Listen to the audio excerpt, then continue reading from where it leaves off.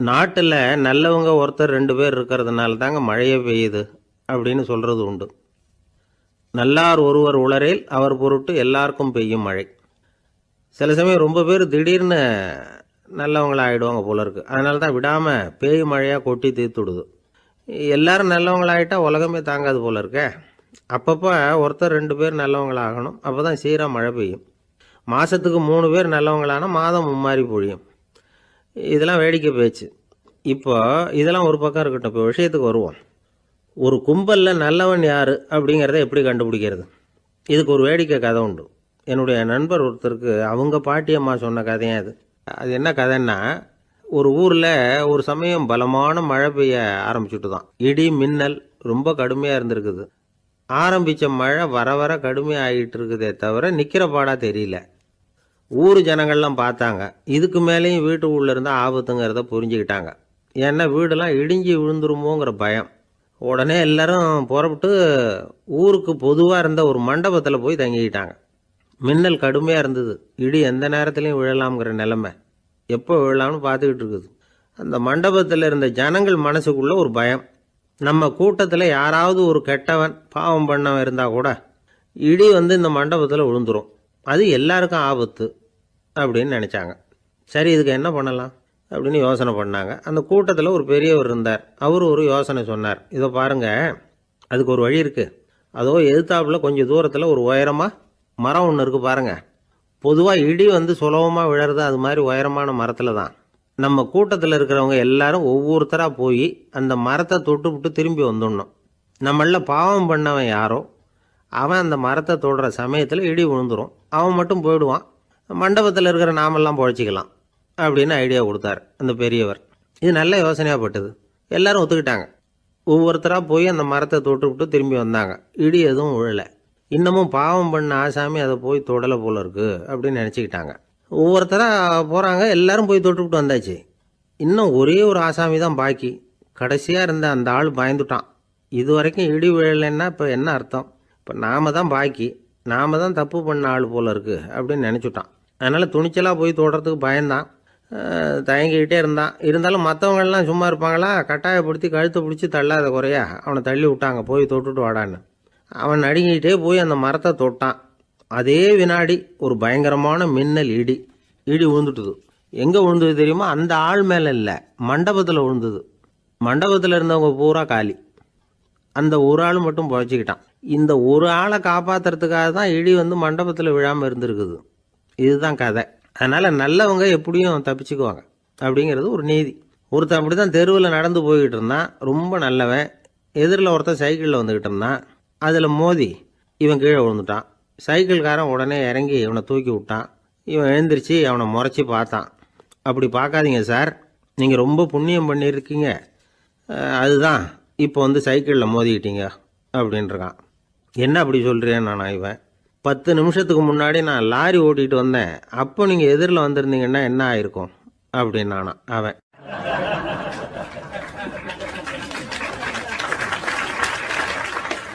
ஒரு பெரிய அரசன் இந்த உலகம் பூராவையும் ஆண்டுகிட்டு இருந்தான். ரொம்ப காலம் அப்படி அரசாட்சி பண்ணிக்கிட்டு இருந்தான். திடீர்னு அவனுக்கும் சில எதிரிகள் முளைச்சாங்க. அவங்கெல்லாம் ஒன்று சேர்ந்து இவனை தோற்கடிச்சுட்டாங்க. தோற்று போனதும் இவனுக்கு பயம் வந்துட்டுது. எங்கே எதிரிகள் நம்ம கொண்டுடுவாங்களோ அப்படின்னு. வெளியில் வந்தால் தனக்கு ஆபத்துன்னு பயந்துக்கிட்டு யாருக்கும் தெரியாமல் ஒரு குகைக்குள்ளே போய் பதுங்கி கிடக்கிறான். நிலைமையை பாருங்கள். முதல் நாள் அரண்மனையில் அதிகாரம் பண்ணிக்கிட்டு இருந்தவன் மறுநாள் குகையில் பயந்து போய் பதுங்கி கிடக்கிறான். ராத்திரி நேரம் வந்தது. பசி வயத்தை கிள்ளுது. பிச்சை எடுத்து சாப்பிட வேண்டிய நிலைமை. பிச்சை எடுக்கிறதுக்கு பாத்திரம் வேணுமே, என்ன பண்ணுறது அப்படின்னு அங்கேயும் இங்கேயும் பார்க்குறான். ஒரு மூலையில் யாரோ விட்டுட்டு போன ஒரு ஓடு கிடக்குது. அதை எடுத்துக்கிட்டு புறப்பட்டான். இருட்டில் வழி புரியல. ஏதோ ஒரு யூகத்தில் காலை மெதுவாக எடுத்து வச்சு நடந்து போயிட்டுருக்கிறான். வழியில் ஒரு கருப்பு நாய் படுத்து கிடந்தது. இருட்டில் அவன் இது கண்ணுக்கு சரியாக தெரியல. அவனுக்கு தவறி போய் காலை வச்சுட்டான். அது மேலே நாய் சும்மா இருக்குமா, வள்ளுன்னு விழுந்து கடிச்சு விட்டுது. காலை பார்க்குறான். காலத்தையும் நினச்சி பார்க்குறான். அரண்மனையில் வீரக்கழல் அணிந்த காலை உடைய மன்னா அப்படின்னு புகழ்வாங்களே புலவர்கள்லாம். ஆனால் அது இன்றைக்கி நாய் கடித்த காலம் ஆகிட்டுதே அப்படின்னு நினைக்கிறான். அது மட்டும் இல்லை, முன்னாடியெல்லாம் பொற்கிண்ணங்களில் தான் அவன் சாப்பிடுவான். ஆனால் இப்போது உடஞ்சி போன ஓட்டு, அது ஓட்டை வந்து கையில் வச்சுக்கிட்டு நிற்கிறான். அதில் யாராவது சாப்பாடு போடுவாங்களான்னு. முன்னாடியெல்லாம் நிறைய பேர் அரண்மனைக்கு வருவாங்க. அரசருக்கு காணிக்கைன்னு சொல்லி இவன் காலடியில் கொண்டாந்து கொட்டுவாங்க.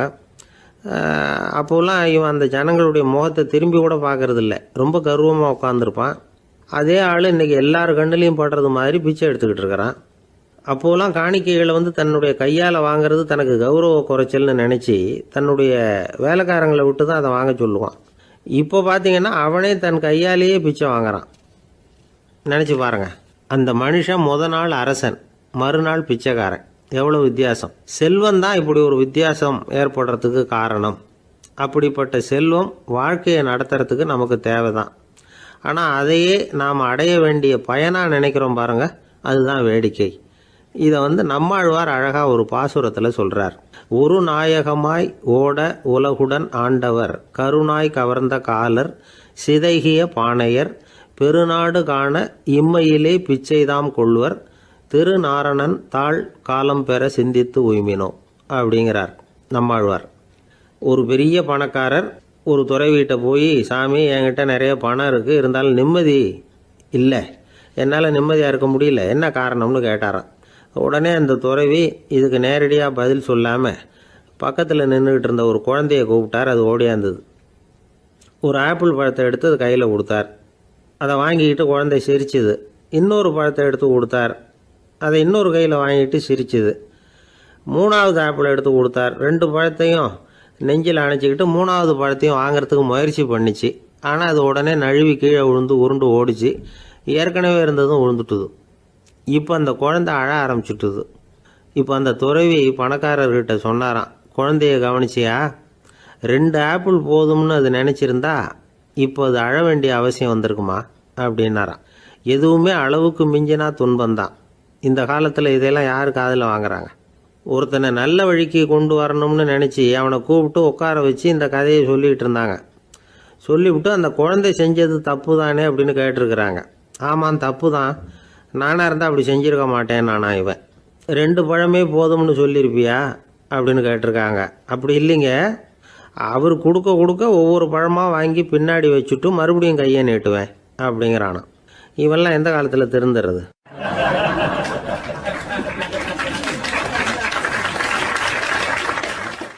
ஒரு பெரிய தத்துவ சிந்தனையாளர் இருந்தார், சுவாங்சு அப்படின்னு பேர். அவருடைய மனைவி ஒரு நாள் திடீர்னு காலமாயிட்டாங்க. ஐயோ பாவம், அவர் ரொம்ப வருத்தப்படுவார், போய் ஆறுதலாக 4 வார்த்தை பேசிவிட்டு வரலாம் அப்படின்னு நினச்சிக்கிட்டு நிறைய பேர் அவரை தேடிட்டு வந்தாங்களாம். வந்தவங்களுக்கு ஆச்சரியம், ஏன்னா இவர் வருத்தப்பட்டுக்கிட்டு இருப்பார் அப்படின்னு தானே எதிர்பார்த்தாங்க. அப்படி இல்லை, தாளம் போட்டுக்கிட்டு உட்காந்துருக்கிறார். தாளத்துக்கு தகுந்த மாதிரி பாட்டு வேறு பாடிக்கிட்டு இருக்கிறார். என்ன மனுஷன் அவர், கொஞ்சம் கூட கவலை இல்லாமல் இப்படி இருக்கிறாரு அப்படின்னு நினச்சாங்க. ஒருத்தர் துணிஞ்சு அவர்கிட்ட கேட்டுவிட்டார், என்னங்க இது இப்படி அப்படின்னு. அதுக்கு அவர் என்ன சொன்னார் தெரியுமா? இதை பாருங்கள், என்னுடைய மனைவி பிறக்கிறதுக்கு முன்னாடி அவளுக்கு உயிரும் கிடையாது, உடலும் கிடையாது. அதுக்கு பிறகு தான் உயிர் வந்தது, உடல் வந்தது, அந்த உருவம் வந்தது. இப்போ என்ன ஆச்சு? அந்த உருவமும் உயிரும் போயிட்டுது, அவ்வளவுதானே. வந்தது போயிட்டுது. இளவேனில் காலம், இலையுதிர் காலம், பனிக்காலம், இப்படி பருவங்கள் வந்து மாறி மாறி வருது இல்லையா? அது மாதிரி பிறப்பும் இறப்பும் மாறி மாறி வருது. இது இயற்கை. இதுக்காக அழுதா அது எப்படி அப்படின்னாராம். ஞான தெளிவு அடைஞ்சவங்களுக்கு எல்லாமே சுகம்தான். திருவள்ளுவரும் அதை தான் சொல்கிறார், உறங்குவது போலும் சாக்காடு, உறங்கி விழிப்பது போலும் பிறப்பு. தூங்கிறதுக்கெல்லாம் நாம் வருத்தப்பட்டுக்கிட்ட இருக்கிறோமா? இன்றைக்கி தூங்க வேண்டியிருக்குதே, இன்னும் கொஞ்சம் நேரத்தில் நான் தூங்க வேண்டியிருக்கு அப்படின்னு சொல்லி யாராவது அழுதுகிட்டு இருப்பாங்களா? அதனால் இந்த உலக வாழ்க்கையினுடைய இயல்பை வந்து யதார்த்தத்தை நாம் தெளிவாக புரிஞ்சுக்கணும். அப்படி புரிஞ்சுக்கிட்டால் நாம் கவலை இல்லாமல் வாழ முடியும். ஒரு வயசான தாத்தா பாட்டி 60 வருஷத்துக்கு முன்னாடி அவங்களுக்கு கல்யாணம் ஆச்சு. ஒன்றாவே வாழ்ந்தாங்க, ஒன்றாவே இறந்து போனாங்க. இப்போ அவங்க 2 பேரும் சொர்க்கத்துக்கு போய் சேர்ந்தாங்க. அங்கே எல்லா வசதியும் இருந்தது. ஒரு பெரிய பங்களாவே இவங்களுக்கு ஒதுக்கி கொடுத்தாங்களாம். இதுக்கு எவ்வளவு வாடகைன்னு கேட்டார் தாத்தா. வாடகையெல்லாம் கிடையாது, இலவசம் அப்படின்னார் அங்கே இருந்தவர். அந்த வீட்டுக்கு பின்னாடி ஒரு பெரிய புல்வெளி இருந்தது. இதில் விளையாட ஏதாவது கட்டணம் உண்டான்னு கேட்டிருக்கார் தாத்தா. அதெல்லாம் ஒன்றும் கிடையாது, பணம்லாம் கட்ட வேண்டியதில்லை அப்படின்னார் அவர். பக்கத்தில் ஹோட்டல் மாதிரி ஒரு பெரிய கட்டடம், உள்ள சாப்பாட்டு மேஜைகள், அது மேலே விதவிதமான பலகாரங்கள். சாப்பாட்டுக்கெல்லாம் எவ்வளவு அப்படின்னு விசாரிச்சாராம் தாத்தா. அதுதான் சொன்னேனே, இங்கே எல்லாமே இலவசம்தான், எது வேணும்னாலும் சாப்பிட்லாம், எவ்வளவு வேணும்னாலும் சாப்பிட்லாம் அப்படின்னாரா. நீங்கள் சொல்கிறீங்க அப்படி, ஆனால் நான் சர்க்கரை சேர்த்துக்கக்கூடாது, உப்பு சேர்த்துக்கக்கூடாது, பாட்டி கையால் எப்பவும் பத்திய சாப்பாடு தான் அப்படின்னாராம் தாத்தா. இதை பாருங்கள், இங்கே உங்களுக்கு அந்த கவலையும் வேண்டியதில்லை. இங்கே நீங்கள் ஸ்வீட்டு சாப்பிட்லாம், காரம் சாப்பிட்லாம், உங்களுக்கு எந்த நோயும் வராது அப்படின்னாராம் அங்கே சொர்க்கத்தில் இருந்தவர். இதை கேட்ட உடனே அந்த தாத்தா பக்கத்தில் நின்ன பாட்டியை பார்த்து கத்தினாராம், அடி பாவி, எல்லாத்தையும் கெடுத்துட்டியே, நீ எனக்கு பத்திய சாப்பாடு போடாமல் கண்டதை திங்க விட்டுருந்தா 10 வருஷத்துக்கு முன்னாடியே நான் இங்கே சேர்ந்துருப்பேனே அப்படின்னாராம்.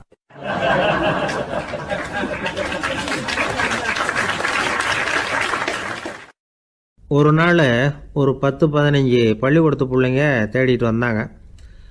உங்களை பார்த்துட்டு தான் போகணும், அதுக்காக தான் வந்திருக்கோம்னாங்க. என்ன விஷயம்னு கேட்டோம். நாங்கள்லாம் கூடி ஒரு முடிவு பண்ணியிருக்கிறோம், அதை உங்ககிட்ட சொல்லணும் அப்படின்னாங்க. அதுவும் ஒரு வாண்டு பையன் அதை சொன்னான். என்ன முடிவு அது அப்படின்னு கேட்டோம் ரொம்ப ஆர்வமாக. அதை இப்போ சொல்ல மாட்டோம், எங்களுக்கு பிடிக்கிற மாதிரி ஏதாவது ஒரு தகவல் சொன்னால் அதுக்கப்புறம் நாங்கள் அதை சொல்கிறோம் அப்படின்னா அந்த வாண்டு பையன். சரி, சின்ன பையன்கிட்ட இன்றைக்கி வசமாக மாட்டிக்கிட்டோம் அப்படின்னு நினச்சிக்கிட்டு அவங்களுக்கு தகுந்த மாதிரி ஒரு கதை சொல்ல ஆரம்பித்தோம். அது என்ன கதைன்னா, ஒரு பெரிய காடு, அதில் பலவிதமான மிருகங்கள். அந்த காட்டுக்கு ஒரு சிங்கம் தான் ராஜா. எப்பவும் காட்டுக்கு அது தானே ராஜா. ஒரு பெரிய யானைக்கு இது பொறுக்கலை. என்ன இது, எப்போ பார்த்தாலும் இங்கே சிங்கத்துக்கே ராஜா பதவி கிடைக்குது, நான்லாம் எவ்வளவு பலசாலியாக இருக்கிறேன், அப்படி இருந்தும் எனக்கு அந்த பதவி கிடைக்கலையே அப்படின்னு தனக்குள்ளே பொறுமிக்கிட்டே இருந்தது. ராஜா பதவியை நினச்சி ரொம்ப ஏக்கம், அதுக்கு பதவி மோகம். இந்த சமயம் பார்த்து ஒரு குள்ள நரி கூட்டம் அதை தேடிட்டு வந்தது. ஐயா பெரியவங்களே, நீங்கள் இந்த காட்டுக்கு ராஜாவாக இருக்க ஆசைப்படுறீங்க, அதில் ஒன்றும் தப்பு இல்லை. ஆனால் அதுக்கு முன்னாடி நீங்கள் எங்கள் கூட்டத்துக்கு கொஞ்ச நாள் தலைவராக இருங்க, அதாவது ராஜாவாக இருங்களேன், உங்களுக்கும் ஒரு ட்ரைனிங் கிடைச்சது மாதிரி இருக்கும் அப்படின்னு சொல்லியிருக்குது இந்த கூட்டம், குள்ளநெறி கூட்டம். இதை கேட்ட உடனே யானைக்கு ரொம்ப சந்தோஷம் தாங்கலை. அதுதான் எப்போன்னு பதவிக்காக காத்துக்கிட்டு இருக்குதே. இருந்தாலும் கொஞ்சம் பிகுவோட, சரி நீங்கள்லாம் இவ்வளோ தூரம் என்னை தேடிட்டு வந்து கேட்கறதுனால மறுக்க முடியல அப்படின்னு ரொம்ப ஏதோ அவளுக்கு சிரமப்பட்டு ஒத்துக்கிறது மாதிரி ஒத்துக்கிட்டது. ஏதோ உங்கள் ஆசைக்கு கட்டுப்படுறேன், கொஞ்ச நாள் உங்கள் கூட்டத்துக்கு ராஜாவாக இருக்கிறதுக்கு சம்மதிக்கிறேன் அப்படின்னுது. உடனே அந்த யானை ராஜ நட போட ஆரம்பிச்சிட்டுது. யானை சாதாரணமாக நடந்தாவே எப்படி இருக்குங்கிறது நமக்கு தெரியும். அதுவே ராஜ நடந்தால் எப்படி இருக்கும் கற்பனை பண்ணி பாருங்கள். யானை முன்னாடி கம்பீரமாக போய்கிட்டு இருக்குது, தலைவர் இல்லையா, அதனால் குள்ள நரிகள்லாம் ரொம்ப அடக்கமாக அது பின்னாடி அணிவகுத்து போயிட்டு இருக்குது. ராஜா வாழ்க, மன்னர் வாழ்க அப்படின்னு கோஷம் வேற. யானைக்கு தலைகால புரியல, அவ்வளவு சந்தோஷம். அந்த யானைக்கு செருக்கு, ஆணவம் எல்லாம் ஏற்பட்டு போச்சு. அதுக்கப்புறம் அது தரையை பார்க்குமா, நிமிர்ந்து நடக்க ஆரம்பிச்சுட்டுது. தரையை பார்க்குறதே இல்லை. அப்படி போயிட்டுருக்கிறப்போ ஒரு சதுப்பு நிலத்தில் திடீர்னு காலை வச்சுட்டுது. அவ்வளோதான், கால் உள்ளே போட்டுது. இன்னொரு காலை எடுத்து வச்சுது, அதுவும் உள்ளே போட்டுது. அந்த 2 காலையும் எடுக்கிறதுக்காக அடுத்த 2 காலையும் அழுத்திச்சு, அதுவும் உள்ளே போக ஆரம்பிச்சுட்டுது. இப்போ 4 காலம் வசமாக சேத்துல அழுந்தி போச்சு, எடுக்க முடியல. குள்ள நரிகள்லாம் அதை சுற்றி சுற்றி வந்தது. சிலது சுற்றி நின்று டான்ஸ் ஆட ஆரம்பிச்சுட்டுது யானையை பார்த்துட்டு. இதை யானை பார்த்தது. என்ன இது, தலைவர் நான் தவிச்சிக்கிட்டு இருக்கிறேன், தொண்டர்கள்லாம் சுற்றி நின்று வேடிக்கை பார்த்துக்கிட்டு இருக்கிறீங்க, டான்ஸ் ஆடுறீங்க அப்படின்னு கேட்டுதான். தொண்டர்களே, தலைவர் நான் தவிச்சிக்கிட்டு இருக்கிறது உங்களுக்கு தெரியலையா? இப்போ உடனே உங்கள் தலைவரை காப்பாற்ற வேண்டியது உங்கள் கடமை இல்லையா அப்படின்னு கத்துச்சான் அந்த யானை.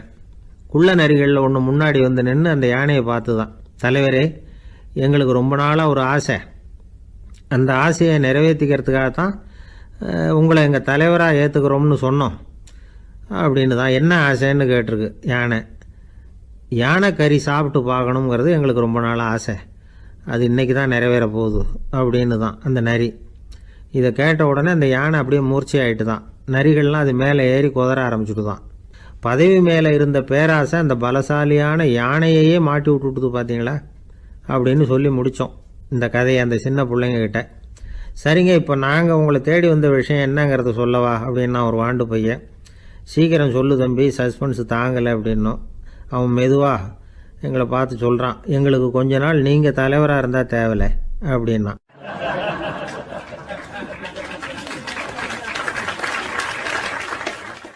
ஒரு காட்டில் ஒரு முனிவர் இருந்தார். ஒரு நாள் அவரை தேடிட்டு 4 பேர் வந்தாங்க. சுவாமி, எங்களுக்கு ரொம்ப நாளாக ஒரு சந்தேகம்னாங்க. என்னன்னு கேட்டார். இந்த உலகத்தில் எவ்வளவோ காரியங்கள் நடக்குது, எது நியாயம் எது அநியாயம் அப்படின்னு புரிஞ்சிக்க முடியலன்னாங்க. அது யாராலையும் புரிஞ்சிக்க முடியாதுன்னார் முனிவர். வந்தவங்களுக்கு ஆச்சரியமாக போச்சு, ஒரு மாதிரியாக பார்த்தாங்க. இதை முனிவர் கவனிச்சார். சரி, புறப்படுங்க என்னோடன்னார். எங்கன்னு கேட்டாங்க. இப்போ உங்கள் 4 பேரையும் ஒரு புஷ்பக விமானத்தில் அழைச்சிட்டு போகிறேன். இந்த உலகத்தில் சர்வசாதாரணமாக நடக்கக்கூடிய ஒரு காட்சியை உங்களுக்கு காட்ட போகிறேன். நீங்கள் பார்க்க போகிற அந்த காட்சி நியாயமா அநியாயமா அப்படிங்கிறத என்கிட்ட சொல்லணும். நீங்கள் சரியான பதில் சொன்னால் புஷ்பக விமானத்தில் தொடர்ந்து பிரயாணம் பண்ணலாம். தவறான பதில் சொன்னால் இந்த புஷ்பக விமானம் உங்களை கீழே தள்ளி விட்டுரும் அப்படின்னார். 4 பேருக்கும் பயந்தான். இருந்தாலும் முனிவர் கூப்பிடுறாரு அப்படின்னு சொல்லி புறப்பட்டாங்க. அவங்க எல்லாரும் புறப்பட்டு ஒரு காட்டு வழியாக போய்கிட்டு இருக்கிறாங்க புஷ்பக விமானத்தில். அங்கே நடக்கிற ஒரு காட்சியை காட்டுறார் முனிவர். அதோ அங்கே பாருங்கன்னார். அந்த விமானத்தில் இருந்தபடியே எல்லாரும் கீழே குனிஞ்சு பார்க்குறாங்க. அங்கே ஒரு தாய் புலி அப்போ தான் குட்டி போட்டிருக்கு. குட்டிகளை ஈன்ற உடனே பசிக்கு இறை தேடி அந்த பக்கமாக வருது. அதே நேரம் ஒரு தாய் மான், அதுவும் அப்போ தான் குட்டி போட்டிருக்கு. அதுவும் இதே மாதிரி குட்டிகளை ஈன்ற உடனே பசிக்கு இறை தேடி அந்த பக்கமாக வருது. இப்போ அந்த புலி அந்த மானை அடித்து போட்டுடுது. அதுவும் சாப்பிடுது, குட்டிகளுக்கும் கொடுக்குது. இப்போ அந்த புலிக்குட்டிகள் முகத்தில் மகிழ்ச்சி, தாயை இழந்த அந்த மான் குட்டிகள் முகத்தில் துக்கம். இப்போ அந்த முனிவர் 4 பேர்கிட்டையும் கேட்குறார், நீங்கள் இங்கே பார்த்தீங்களே, இதில் எது நியாயம் எது அநியாயம்? ஒவ்வொருத்தராக சொல்லுங்கள். உங்கள் பதில் சரியில்லைன்னா இந்த விமானம் உங்களை கீழே தள்ளி விட்டுரும். சொல்லுங்கள் பார்க்கலாம்னார். முதல்ல ஒருத்தன் சொன்னான், அந்த புலி செஞ்சது சரிதாங்க. அது பசிக்கு அதுதான் ஆகாரம். தன்னுடைய பசிக்கு தானே இறை தேடிக்கிட்டுது. அதில் என்ன தப்பு? அவ்வளவுதான். அதனால் புலி செஞ்சது நியாயம்தான் அப்படின்னா. அவ்வளவுதான், அந்த விமானம் அவனை அப்படியே கீழே தள்ளி விட்டுட்டுது. அதனால் அவன் கொடுத்த பதில் சரியில்லை அப்படிங்கிறது புரிஞ்சு போச்சு. இப்போ 2வது ஆள் சொன்னான், புலி செஞ்சது பாவம், அந்த தாய்மான் என்ன தப்பு பண்ணிச்சு? இப்போ அந்த குட்டிகளுக்கு யார் ஆதரவு? அதனால் புலி செஞ்சது அநியாயம் அப்படின்னா. அவ்வளவுதான், அவனையும் கீழே தள்ளி விட்டுடுது அந்த விமானம். இந்த பதிலும் சரியில்லை அப்படின்னு ஆயிட்டுது. இப்போ 3வது ஆள் வந்தான். முதல்ல 2 பேர் கீழே விழுந்ததை பார்த்துக்கிட்டு இருந்தான். அதனால் அவன் சொன்னான், ரெண்டுமே நியாயந்தாங்க. புலி இறை தேடினதும் இயற்கை, அதுக்கு மான் இறையானதும் இயற்கை. அதனால் இதில் ஒன்றும் தப்பு இல்லைன்னா. அவ்வளவுதான், அவனையும் அந்த விமானம் கீழே பிடிச்சி தள்ளி விட்டுது. இப்போ 4வது ஆள் வந்தான். முனிவர் கேட்டார், நீயாவது சொல்லுப்பா, இந்த செயலில் எது நியாயம்னார். அவன் தெளிவாக பதில் சொன்னான். அதாவது என்ன சொன்னான்னா, எனக்கு தெரியல அப்படின்னா. அவனை விமானம் கீழே தள்ளலை, சௌரியமாக அழைச்சிட்டு போட்டுது. இவனும் பிரயாணம் சௌக்கியமாக பண்ணானான். ஆக இதுதான் சரியான பதிலுங்கிறத முனிவர் உணர்த்தினார். இந்த கதையிலிருந்து நாம் புரிஞ்சுக்க வேண்டியது என்னென்னா, இந்த உலகத்தில் எவ்வளவோ காரியங்கள் நடக்குது. அதெல்லாம் ஏன் அப்படி நடக்குதுங்கிறதுக்கு எப்பேற்பட்ட பண்டிதராலும் பதில் சொல்ல முடியாது. தெரியாததை தெரியாதுன்னு ஒத்துக்கிட்டா வாழ்க்கை பிரயாணம் சுகமாக இருக்கும்.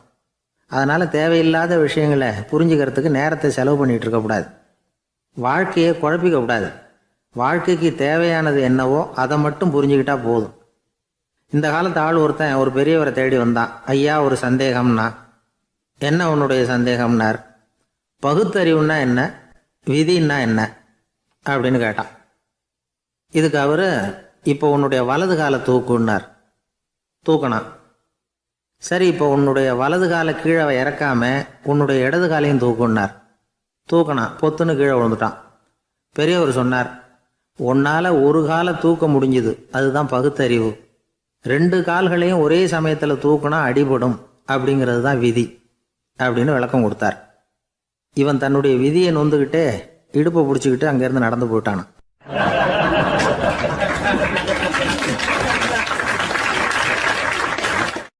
ஒரு ஊரில் ஒரு கோயில் இருந்தது. ரொம்ப பழைய கோயில். உள்ளே போகிறதுக்கே பயமாக இருக்கும். எந்த நேரத்தில் இடிஞ்சு விழுந்துருமோ அப்படிங்கிற பயம்.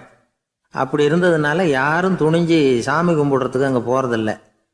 கோயிலுக்கு வர்ற கூட்டம் கொஞ்சம் கொஞ்சமாக குறைய ஆரம்பிச்சுட்டுது. கோயில் நிர்வாகிகள் எல்லாரும் கூடி உட்காந்து பேசினாங்க. என்ன பண்ணலாம்னு யோசனை பண்ணாங்க. எந்த இடம் மோசமாக இருக்கோ அந்த இடத்த பழுது பார்த்தாங்க. அங்கே எங்கே வர்ணத்தை பூசி கொஞ்சம் அழகுபடுத்தி பார்த்தாங்க. ஏதோ இந்த ஊரில் கோயில்னு ஒன்று இருக்குது, அது மக்களுக்கு தெரியணும் அப்படிங்கிறதுக்காகத்தான் இப்படிலாம் பண்ணாங்க. இருந்தாலும் கோவில் இருக்கிற நிலைமை மக்களுக்கு தெரியும். அதனால் அங்கே வர்றது குறைச்சிக்கிட்டாங்க அவங்க. ஒரு கட்டத்தில் யாருமே வர்றதில்லை.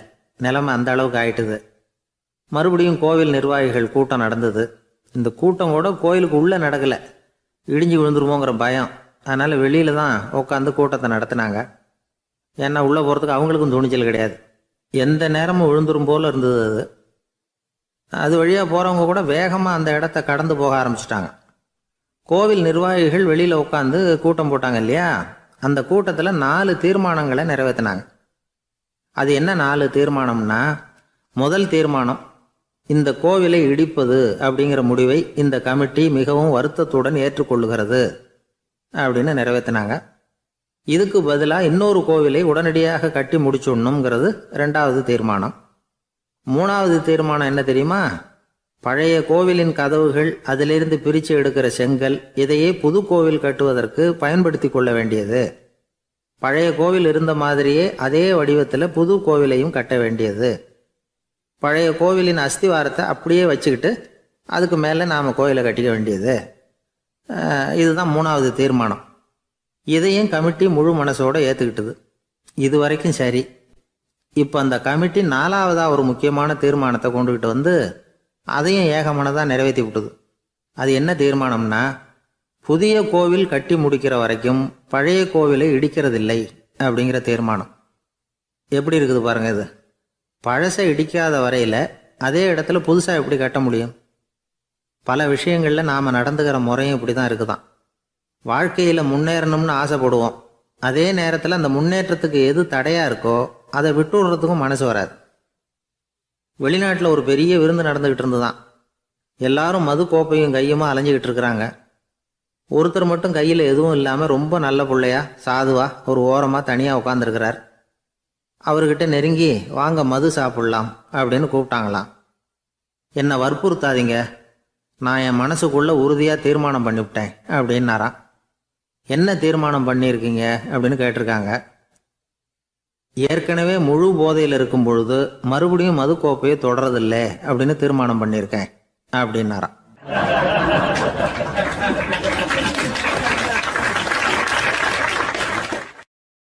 ஒரு ஊரில் ஒரு பெரியவர் இருந்தார். ஒரு நாள் அவரை தேடி ஒருத்தர் வந்தார். ஐயா, நான் கடவுளை பரிபூர்ணமாக நம்புகிறேன் அப்படின்னார். சரி, அந்த நம்பிக்கை உனக்கு எப்படி வந்ததுன்னு கேட்டார் இவர். அவர் சொல்ல ஆரம்பித்தார். ஐயா, எனக்கு கல்யாணம் ஆகி 10 வருஷம் ஆச்சு. ஆனாலும் குழந்தை பாக்கியம் இல்லை. அதுக்கு என்ன காரணமாக இருக்கும்னு நான் யோசனை பண்ணிகிட்டு இருந்தப்போ நண்பர் ஒருத்தர் ஒரு ஆலோசனை சொன்னார். உனக்கு மதப்பற்று இல்லை, எந்த கடவுளையுமே நம்ப மாட்டேங்கிற, அதுதான் காரணம். கடவுளை நம்பு, உனக்கு குழந்தை பாக்கியம் கிடைக்கும் அப்படின்னார். அவர் அப்படி சொன்னாரே தவிர எனக்கு சந்தேகம்தான். இருந்தாலும் அவர் சொன்னபடியும் நடந்து தான் பார்ப்போமே அப்படின்னு முடிவு பண்ணேன். கடவுளை நம்ப ஆரம்பித்தேன். அந்த வருஷமே அழகான ஆண் குழந்தை பிறந்தது. எல்லாம் இறைவன் அருள் அப்படின்னார். இவர் இப்படி சொன்னதை கேட்டதும் அந்த பெரியவர் சொன்னார், நீ சொல்கிறதெல்லாம் சரிதான். இருந்தாலும் இந்த காலத்தில் எந்த ஒரு காரியமாக இருந்தாலும் அதை சோதனை செஞ்சு பார்த்துட்டு தான் ஒரு முடிவுக்கு வந்து சேர முடியும். அறிவுபூர்வமான முடிவு அதுவாக தான் இருக்கும். அறிவியல் சோதனைகள் அப்படித்தான். ஒரு குறிப்பிட்ட விஷயத்தை பற்றி எத்தனை தடவை சோதனை பண்ணாலும் ஒரே முடிவு தான் கிடைக்கணும். அதுதான் சரியாக இருக்கும். அதனால் இப்போ மறுபடியும் ஒரு சோதனைன்னார். என்ன செய்யணும் அப்படின்னு கேட்டார் இவர். கடவுள்கிட்ட ஒரு பெண் குழந்தை வேணும்னு கேளு. முதல்ல ஆண் குழந்தையை கொடுத்தது மாதிரியே இப்போ ஒரு பெண் குழந்தையையும் கொடுக்குறாரா பார்க்கலாம் அப்படின்னார். சரின்னு சொல்லி இவர் அதே மாதிரி முயற்சி பண்ணினார். அதுக்கப்புறம் அவர் இந்த பெரியவர்கிட்ட வரவே இல்லை. கொஞ்ச காலம் கழித்து இவரே அவரை தேடிக்கிட்டு போய் கதவை தட்டினார். அவர் கதவை திறந்தார். என்ன ஆச்சு, கடவுள் கண் திறந்தாரா அப்படின்னு கேட்டார். அவர், அந்த சமாச்சாரம்லாம் நமக்கு வேணாம் சார். முதல் தடவை அது ஏதோ தற்செயலாக ஏற்பட்ட ஒரு சாதகம். இப்போ நீங்கள் 2வது தடவை சொன்ன பிறகு தினமும் கடவுளை வேண்டிக்கிட்டு தான் இருக்கிறேன், ஒன்றும் நடக்கலை அப்படின்னார் ரொம்ப விரக்தியாக. ஒரே ஒரு தோல்வியில் உங்கள் நம்பிக்கையெல்லாம் பறந்து போயிடுது பார்த்தீங்களா அப்படின்னார் அந்த பெரியவர். எல்லாம் நல்ல விதமாக நடக்கிற வரைக்கும் நம்பிக்கை, எதிர்பார்த்தது தோல்வியில் முடிஞ்சுட்டுதுன்னா அவநம்பிக்கை. மற்றவர்கள் பேரில் வைக்கிற நம்பிக்கை எந்த நேரத்திலையும் விவகாரமாகி விடக்கூடிய சாத்தியம் உண்டு. நாம் நம்பிக்கை வைக்க வேண்டியது நம்மகிட்ட தான், நமக்குள்ளே இருக்கிறார் கடவுள். எனவே நம்ம பேரில் நாம் வைக்கிற நம்பிக்கை தான் உண்மையான கடவுள் பக்தி. நிபந்தனையற்ற நம்பிக்கையாக அது இருக்கணும். எல்லாம் நல்லபடியாக நடந்துக்கிட்டு இருந்தால் எந்த முட்டாளுக்கும் நம்பிக்கை வரத்தான் செய்யும் அப்படிங்கிறது ஒரு பெரியவர் கருத்து. தியானத்தின் மூலமாக தான் உனக்குள்ள ஆழமாக தோண்டுனா உன்னுடைய அடி ஆழத்தில் நம்பிக்கை அப்படி ஊற்றெடுக்கும், அதை பார்க்க முடியும் அப்படிங்கிறது பெரியவர்கள் சிந்தனை. ஒரு குழந்தை அப்பாவை பார்த்து என்னப்பா பண்ணுறேன்னு கேட்டுதான். பிரார்த்தனை பண்ணிட்டு இருக்கிறேன்னாரான் அப்பா. பிரார்த்தனை பண்ணுனா என்ன கிடைக்கும் அப்படின்னு கேட்டுதான் குழந்தை. எல்லாம் கிடைக்கும் அப்படின்னாரான் அப்பா. நீ வச்சிருக்கிறிய பேனா அது கூட கிடைக்குமான்னு கேட்டுதான் குழந்தை. கிடைக்குமேன்னு இருக்கார். அப்படின்னா அந்த பேனாவை என்கிட்ட கொடுத்துரு, நீ பிரார்த்தனை பண்ணி வேற பேனா வாங்கிக்கோ அப்படின்னு தான் அந்த குழந்தை.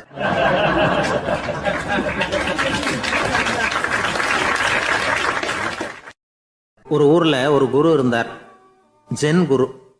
அவரை தேடிட்டு ஒரு மன்னர் வந்தார். வந்தவர் ஜப்பான் மன்னர். தோட்டக்கலையை பற்றி தெரிஞ்சுட்டு போகிறதுக்காக அவர் வந்தார். எப்படி தோட்டம் அமைக்கிறது அப்படிங்கிறத பற்றி அந்த குரு விவரமாக சொல்லி கொடுத்தாரு. ஒரு நாள் 2 நாள் இல்லை, 3 வருஷம் கற்றுக் கொடுத்தார். அதுக்கப்புறம் சொன்னார், நான் கற்றுக் கொடுத்துட்டேன், இனிமேல் நீங்கள் போகலாம், போய் தோட்டம் அமைக்கலாம். அதுதான் உங்களுக்கு பரிசை. தோட்டம் அமைச்ச பிறகு சொல்லி அனுப்புங்க, நான் பார்க்குறேன். நீங்கள் இங்கே என்னவெல்லாம் கற்றுக்கிட்டீங்களோ அதையெல்லாம் அங்கே செயல்முறையில் செஞ்சு காட்டுங்க அப்படின்னு சொல்லி அனுப்பி வச்சார். மன்னர் போனார். அரண்மனைக்கு பக்கத்திலேயே ஒரு பெரிய தோட்டத்தை உண்டு பண்ணினார். அழகான மரங்களையும் செடிகளையும் உருவாக்கினார். கிட்டத்தட்ட 1000 தோட்டக்காரர்களை பயன்படுத்தி 3 வருஷங்கள் முயற்சி பண்ணி அந்த அழகான தோட்டத்தை உருவாக்கினார். குருக்கிட்ட இருந்து செய்தி வந்தது, நாளைக்கு தோட்டத்தை பார்க்குறேன் அப்படின்னு. மன்னர் உடனே சுறுசுறுப்பாயிட்டார். முதல் நாளே தோட்டத்தை சுத்தப்படுத்தினார். ராத்திரி பூரா யாரும் தூங்கலை. எல்லாருக்கும் தோட்டத்தை ஒழுங்குபடுத்துகிற வேலை. அது அந்தந்த இடத்துல ஒழுங்காக இருக்குதா அப்படின்னு சரி பார்த்தாங்க. ஒரு தவறும் இல்லாத வகையில் அதை ஒழுங்குபடுத்தினாங்க. மறுநாள் குரு வந்தார், தோட்டத்தை பார்த்தார். அவருக்கு கோபம் வந்துட்டுது. மன்னருக்கு ஆச்சரியம், எப்பவும் சிரிச்சுக்கிட்டே இருக்கிறவர் இப்போ எப்படி இருக்கிறாரே அப்படின்னு. மெதுவாக குருக்கிட்ட போய் எல்லாம் சரியாக தானே இருக்குது அப்படின்னார். எல்லாம் சரிதான், ஆனாலும் எங்கே அந்த பொன்னிற காற்று அப்படின்னார். உதிர்ந்த இலைகள், பொன் மஞ்சள் நிற இலைகள் காற்றில் அப்படி புரண்டு ஓடுவதை நான் பார்க்க முடியவில்லையே அப்படின்னாராம்.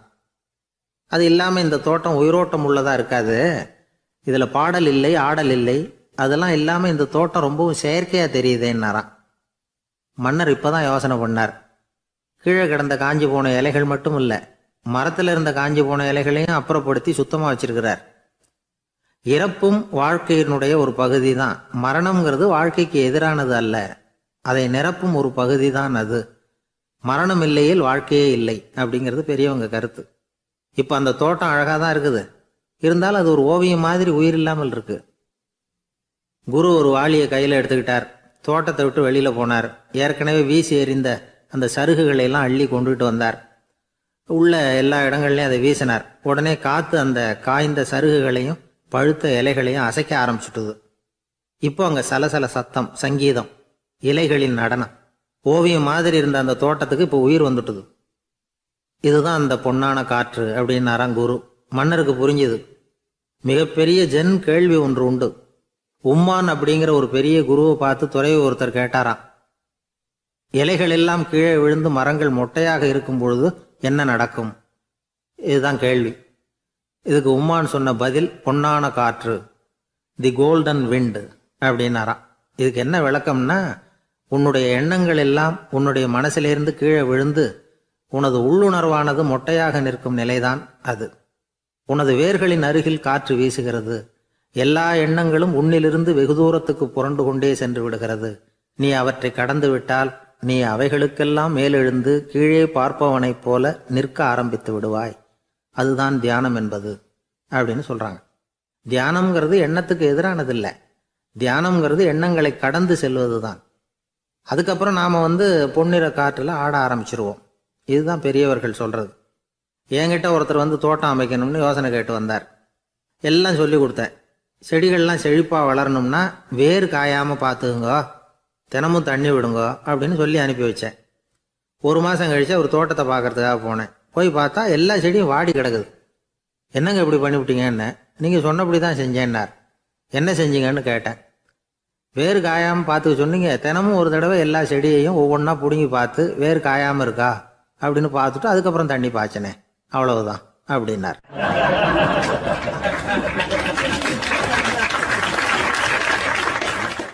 ஒரு வயசான பாட்டியின் தாத்தாவும் ஒரு பூங்காவில் உட்காந்து பேசிக்கிட்டு இருக்கிறாங்க. அவங்களுக்கு கல்யாணம் ஆகி 53 வருஷம் ஆச்சு. பிள்ளைங்கள்லாம் படித்து பெரிய பெரிய வேலையில் இருக்கிறாங்க. பேரன் பேத்திகளும் நல்ல நிலைமையில் இருக்கிறாங்க. இந்த தாத்தாவும் பாட்டியும் சிரித்து பேசிக்கிட்டு இருந்ததை ஒரு பெரியவர் பார்த்தார். அவருக்கு ஆச்சரியமாக இருந்தது. இந்த வயசுலேயும் இவ்வளவு அந்யோன்யமாக இவங்க பேசிக்கிட்டு இருக்கிறாங்களே அப்படின்னு நினச்சார். சரி, நேரிலேயே கேட்டுருவோமே அப்படின்னு நினச்சிக்கிட்டு கிட்ட போனார். உங்கள் மன வாழ்க்கையின் வெற்றிக்கான ரகசியம் என்ன அப்படின்னு கேட்டார். இதை கேட்டதும் அந்த தாத்தா சிரிச்சுக்கிட்டே பாட்டியை பார்த்தாராம்.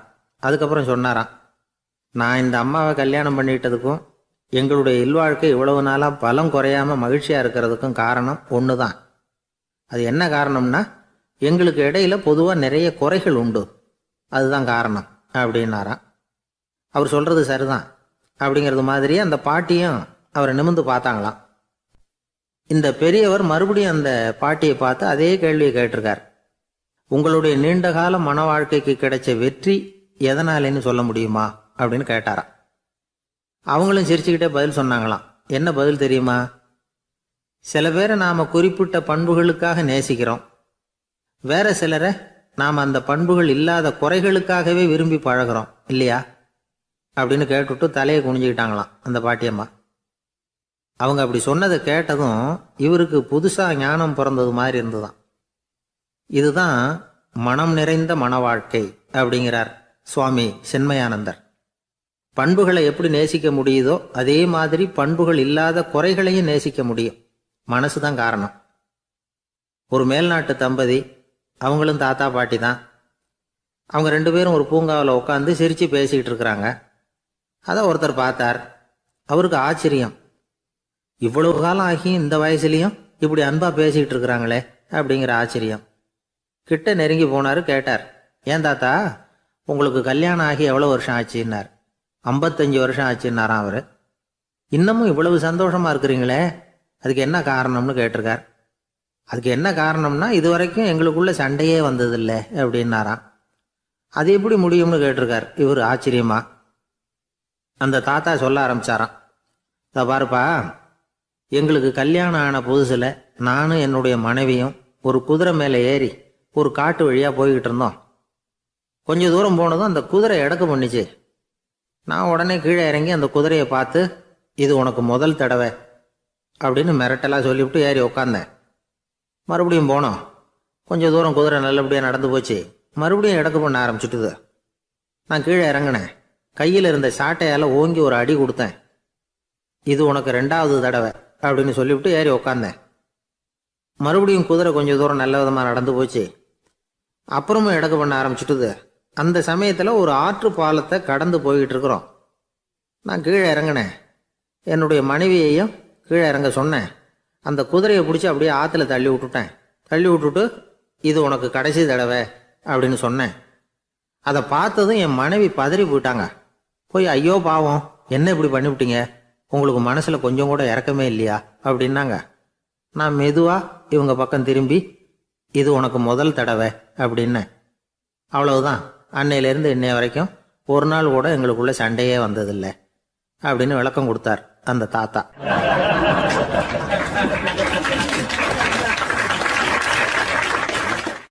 ஒரு ஆள் வேகமாக நடந்து போய்கிட்டு இருந்தான். அவன் வேகமாக நடக்கிறதுக்கு காரணம் வெயில் காலம், காலில் செருப்பு இல்லை, மணல் பாதை, அதுதான் வேகம். காலில் செருப்பும் இல்லாமல் கையில் குடையும் இல்லாமல் அந்த ஆள் வெயிலில் நடந்து போய்கிட்டு இருக்கிறான். அந்த சமயத்தில் இன்னொருத்தன் குதிரை மேலே ஏறி அந்த வழியாக வந்துக்கிட்டு இருக்கிறான்.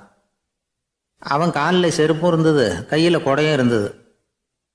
நடந்து போய்கிட்டு இருந்தவன் அந்த குதிரை ஆசாமியை பார்த்து கேட்டான், ஐயா, நீங்களும் குதிரை மேலே உட்காந்துக்கிட்டு போய்கிட்டு இருக்கிறீங்க. அப்படி இருக்கிறப்போ உங்களுக்கு அந்த செருப்பு என்னத்துக்கு? அதை எனக்கு கொடுத்து உதவலாமே அப்படின்னா.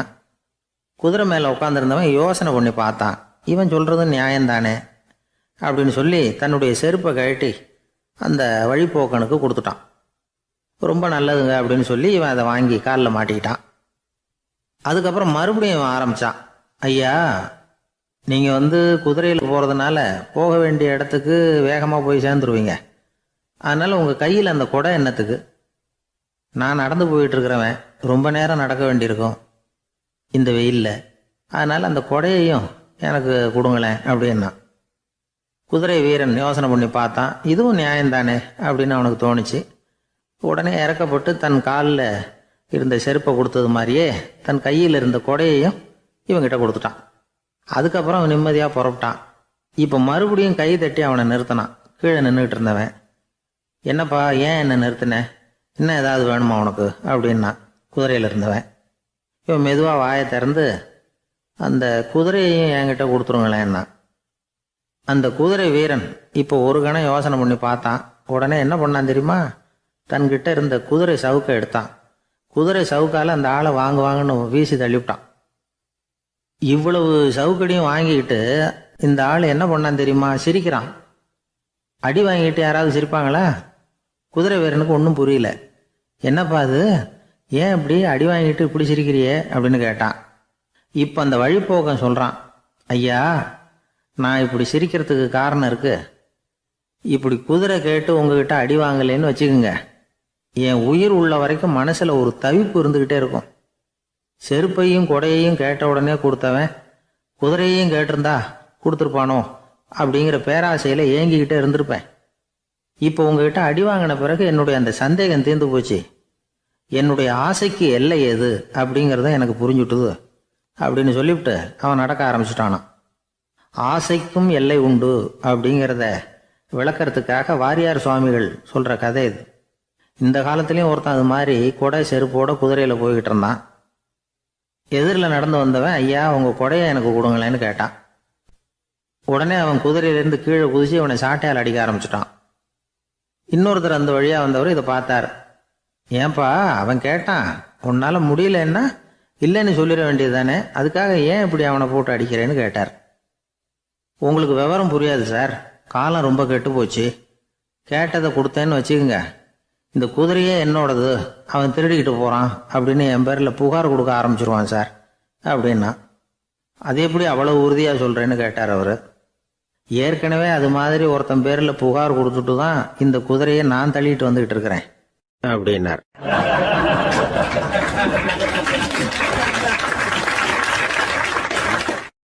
கடற்கரை ஓரமா ஒரு பெரியவர் கையால மணலை கீறிக்கிட்டே உட்காந்துருக்கிறார். என்னத்தையும் தேடிட்டு இருக்கிறது மாதிரி தெரிஞ்சது. மெதுவா கிட்டத்துல போய் என்னத்தை தேடிட்டு இருக்கிறீங்க அப்படின்னு கேட்டோம். அவரு சாவகாசமா நிமிந்து பார்த்து நிம்மதியை தேடிட்டு இருக்கிறேன்னார். நாங்க ஒரு மாதிரி ஆயிட்டோம். இருந்தாலும் சமாளிச்சுக்கிட்டு, சார் மணல்ல கிழிஞ்சல் தான் கிடைக்கும், நிம்மதி கிடைக்காது அப்படின்னோம். சரி, இன்னைக்கு வசமா நம்ம கிட்ட ஒரு ஆள் மாட்டிக்கிட்டார் அப்படின்னு நினைச்சு அவர் பக்கமா போய் உட்காந்துக்கிட்டு கதை சொல்ல ஆரம்பிச்சிட்டோம். ஒரு பெரிய மன்னர் இருந்தார். அவருக்கு எல்லா வசதியும் இருந்தது. இருந்தாலும் ஒரே ஒரு குறை. அது என்னன்னா நிம்மதி இல்லைங்கிற குறை. அரண்மனையில தினமும் கலை நிகழ்ச்சி, நாட்டியம் எல்லாம் நடந்துகிட்டு தான் இருந்தது. இருந்தாலும் நிம்மதி இல்லை. சரி, நிம்மதி எங்க கிடைக்கும் அப்படின்னு தேட ஆரம்பிச்சார். உடனே அதுக்கான முயற்சிகள்ல தீவிரமா இறங்கினார். நாட்டில் உள்ள தத்துவ மேதைகளை எல்லாம் கூப்பிட்டுட்டு வர சொன்னார். எல்லாரும் சேர்ந்தாங்க. அவங்கள பார்த்து நிம்மதி எங்க இருக்குது அப்படின்னு விசாரிச்சார். அவங்களுக்கு அது தெரிஞ்சா ஏன் இப்படி ராஜா முன்னாடி நின்றுட்டு இருக்க போறாங்க? ராஜாவோட கேள்விக்கு ஒவ்வொருத்தரும் ஒவ்வொரு மாதிரி விளக்கம் கொடுக்க ஆரம்பிச்சிட்டாங்க. எந்த பதிலும் ராஜாவுக்கு திருப்தி அளிக்கக்கூடிய அளவுக்கு இல்லை. சரி, போயிட்டு வாங்கன்னு சொல்லி அவங்களெல்லாம் அனுப்பி வச்சுட்டார். ஒரு நாள் அவர் மாளிகையில உப்பருகையில நின்றுட்டு இருக்கிறார். அந்த சமயத்துல தெருவில் ஒரு பிச்சைக்காரன் ரொம்ப உல்லாசமா பாட்டு பாடிக்கிட்டே போய்கிட்டு இருக்கிறான். குரல்ல ஒரு சந்தோஷம், நடையில ஒரு மிடுக்கு. அவங்ககிட்ட கொஞ்சம் கூட கவலை இருக்கிறதா தெரியல. உடனே ராஜா அதை பார்த்தார். ஏவலாளிகளை கைதட்டி கூப்பிட்டார். உடனே ஓடி போய் அந்த பிச்சைக்காரனை இங்க அழைச்சிட்டு வாங்கன்னு உத்தரவு போட்டார். இவங்க உடனே ஓடி போய் அவனை கூப்பிட்டாங்க. அரண்மனைக்கு வாழ்ந்தாங்க. அவன் வரல. அரண்மனைக்குள்ள அடி எடுத்து வைக்க மாட்டேன்னு சொல்லிவிட்டான். ராஜா கிட்ட விஷயத்தை சொன்னாங்க. அவருக்கு ரொம்ப ஆச்சரியம், இப்படி ஒரு ஆள் இருக்கிறானா அப்படின்னு.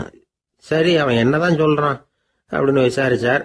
இவங்க மறுபடியும் தெருவுக்கு போய் கேட்டாங்க, என்னை பார்க்கணும்னா ராஜா விருப்பப்பட்டாருன்னா அவரை வேணும்னா இங்கே வர சொல்லுங்க அப்படின்னு சொல்லிவிட்டான். அதை ராஜா கிட்ட சொன்னாங்க. அவருக்கு கோபம் வரல. இவ்வளவு சுதந்திர உணர்வோடு இருக்கிறவன் சாதாரண ஆளா இருக்க முடியாது அப்படின்னு நினைச்சார். உடனே கிடுகிடுன்னு இறங்கி தெருவுக்கு வந்தார். பிச்சைக்காரங்கிட்ட போனார். நீ கவலைப்படாம சந்தோஷமா பாடிட்டு போறியே, அது எப்படி முடியுது உன்னால அப்படின்னு கேட்டார். ஏன் அப்படி கேக்குறீங்கன்னு அவன், அதுக்கு இல்ல, எனக்கு அரண்மனையில எவ்வளவோ சுகபோகங்கள்லாம் இருக்கு, இருந்தாலும் நிம்மதி இல்லை. இது ஏன்னு எனக்கு தெரியல. இந்த தேசத்துல உள்ள அறிஞர்களை எல்லாம் கூப்பிட்டு கேட்டு பார்த்துட்டேன், அவங்களுக்கும் தெரியல. உன்னை கேட்டா தெரியும்னு நினைச்சேன், அதனாலதான் சந்திக்கிறதுக்கு ஆசைப்பட்டேன். ஆனா நீ வரமாட்டேன்னுட்டியே அப்படின்னார். பிச்சைக்காரன் கடகடன்னு சிரிக்க ஆரம்பிச்சுட்டான். மகிழ்ச்சிக்கும் உங்களுக்கும் தடையா இருக்கிறது இந்த மாளிகை தான். இதை விட்டுட்டு வெளியில வந்துட்டா நிம்மதி தேடிட்டு வந்துரும்னா. நான் அரசன், எனக்குன்னு கடமைகள் இருக்கு, அதையெல்லாம் விட்டுட்டு எப்படி வர முடியும்னார் ராஜா. ரெண்டும் ஒரே நேரத்துல கிடைக்கணுங்கிறது முடியாத காரியம். உங்க சுகபோகத்துக்கு விலையாதான் உங்க நிம்மதியை கொடுத்துக்கிட்டு இருக்கிறீங்க. என்ன பாருங்க, என்கிட்ட எதுவும் இல்லை, அதனால எதுவும் போயிடுமோங்கிற பயமும் இல்லை, நிம்மதியா இருக்கிறேன் அப்படின்னா அவன். ராஜா உடனே சந்தோஷப்பட்டு தன்னுடைய மேலங்கியை எடுத்து அவனுக்கு பரிசா கொடுத்தாராம். அவன் சிரிச்சுக்கிட்டே அதை வாங்க மாட்டேன்னு விட்டானான். இதை நீங்க எனக்கு கொடுக்கறதுனால எந்த பயனும் இல்லை, அதே நேரத்துல அதை வாங்கிக்கிட்டேன்னா அடுத்த வினாடியிலிருந்து அதை எப்படி காப்பாத்துறதுங்கிற கவலை எனக்கு சேர்ந்துடும், அப்புறம் தூக்கம் வராது, நிம்மதி போயிடும் அப்படின்னானா. சொல்லிவிட்டு அவன் பாட்டுக்கு சந்தோஷமா பாடிக்கிட்டே போயிட்டான். நிம்மதி எங்க இருக்குங்கிறதையும் ராஜா தெரிஞ்சுக்கிட்டார். அந்த இடத்துக்கு தன்னால போக முடியாதுங்கிறதையும் அவர் புரிஞ்சுக்கிட்டார். இப்படி இந்த கதைய அந்த கடற்கரையில மணலை கீறிக்கிட்டே உட்கார்ந்துருந்தார அந்த பெரியவர்கிட்ட சொல்லி முடிச்சோம். அவர் முகத்துல ஒரு தெளிவு தெரிஞ்சது. எங்களை நிமிர்ந்து பார்த்தார். ரொம்ப நன்றிங்க, இப்ப எனக்கு தெரிஞ்சு போச்சு, நிம்மதி வேணும்னா அதுக்கு என்ன பண்ணணும்னு இப்ப நல்லா புரிஞ்சுக்கிட்டேன் அப்படின்னார். என்ன புரிஞ்சுக்கிட்டீங்கன்னு கேட்டோம். இனிமே இந்த பக்கம் வந்தா உங்க கண்ணுல படாத இடமா பார்த்து உட்காரணும்னு புரிஞ்சுக்கிட்டேன் அப்படின்னார்.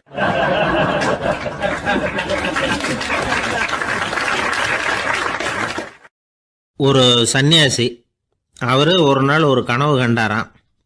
அந்த கனவுல அவர் சொர்க்கத்துக்கு போறார். அங்க ஒரு பெரிய திருவிழா நடந்துகிட்டு இருக்குது. எங்க பார்த்தாலும் அலங்கார வளைவுகள், வண்ணமயமான விளக்குகள், பாதைகள் பூரா மலர்கள், எல்லா கட்டடங்களும் ஒளிமயம். அவ்வளவு கோலாகலமா பிரம்மாண்டமா அந்த திருவிழா நடந்துகிட்டு இருக்குது. அது என்ன திருவிழாங்கிறது இந்த சன்னியாசிக்கு புரியல. அங்க எதிரில் வந்துகிட்டு இருந்த ஒருத்தரை நிறுத்தி, என்ன விசேஷம் இங்க அப்படின்னு விசாரிச்சாராம். உனக்கு தெரியாத விஷயம், இன்னைக்கு இறைவனுக்கு பிறந்த நாள், அதை தான் எல்லாரும் சேர்ந்து கொண்டாடுறோம். இதுக்காக பிரம்மாண்டமான ஊர்வலம் ஒன்று வரப்போகுது, இறைவனே அந்த ஊர்வலத்தில் கலந்துக்கிறார் அப்படின்னார் அவர். உடனே அந்த சன்னியாசி ஒரு மரத்து நிழலில் ஒதுங்கி நின்றுக்கிட்டார். ஊர்வலம் வந்துக்கிட்டு இருக்குது.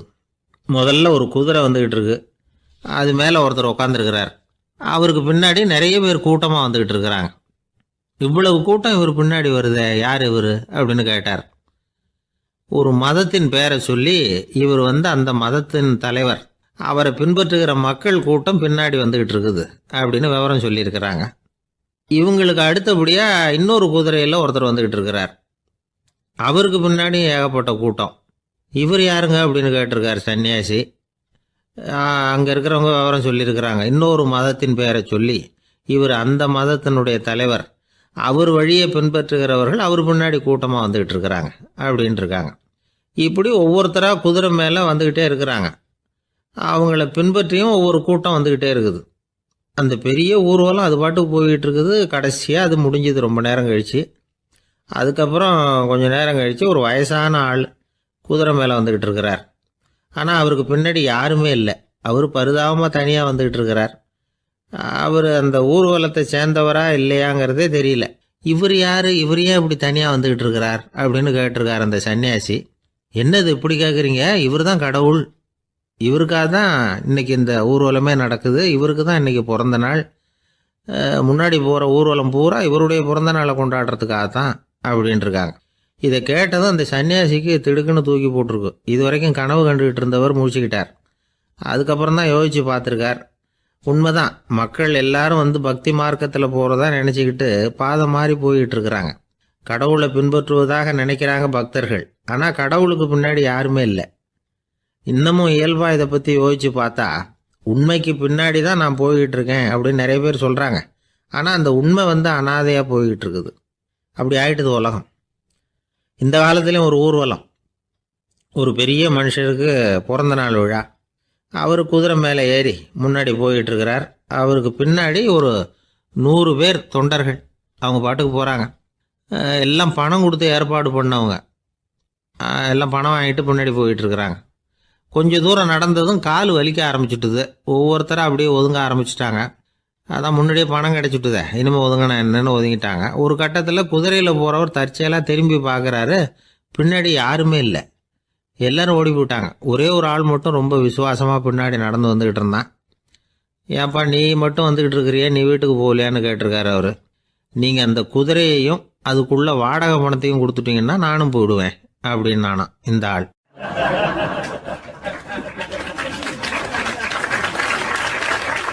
ஒரு ஊரில் ஒரு ஆள் இருந்தான். தையல் கடை வச்சுருந்தான். அவங்கிட்ட ஒருத்தன் ஒரு சட்டை துணி எடுத்து கொடுத்து தைக்க சொல்லியிருந்தான். வர்ற சனிக்கிழமை வா வந்து வாங்கிட்டு போ அப்படின்னு அவன் சொல்லியிருந்தான். அதே மாதிரி இவன் வந்தான். அவன் தச்சு வச்சிருந்த சட்டையை கொடுத்தான். இவன் வாங்கி அங்கேயே போட்டு பார்த்தான். கை நீளம் ஒன்றுக்கு ஒன்று வித்தியாசமாக இருந்தது. வலது கை இடது பக்கத்தை விட நீளம் குறைச்சலாக இருந்தது. அவன் முணுமுணுக்க ஆரம்பிச்சுட்டான். என்ன இது இப்படி தைச்சுட்டியேன்னு.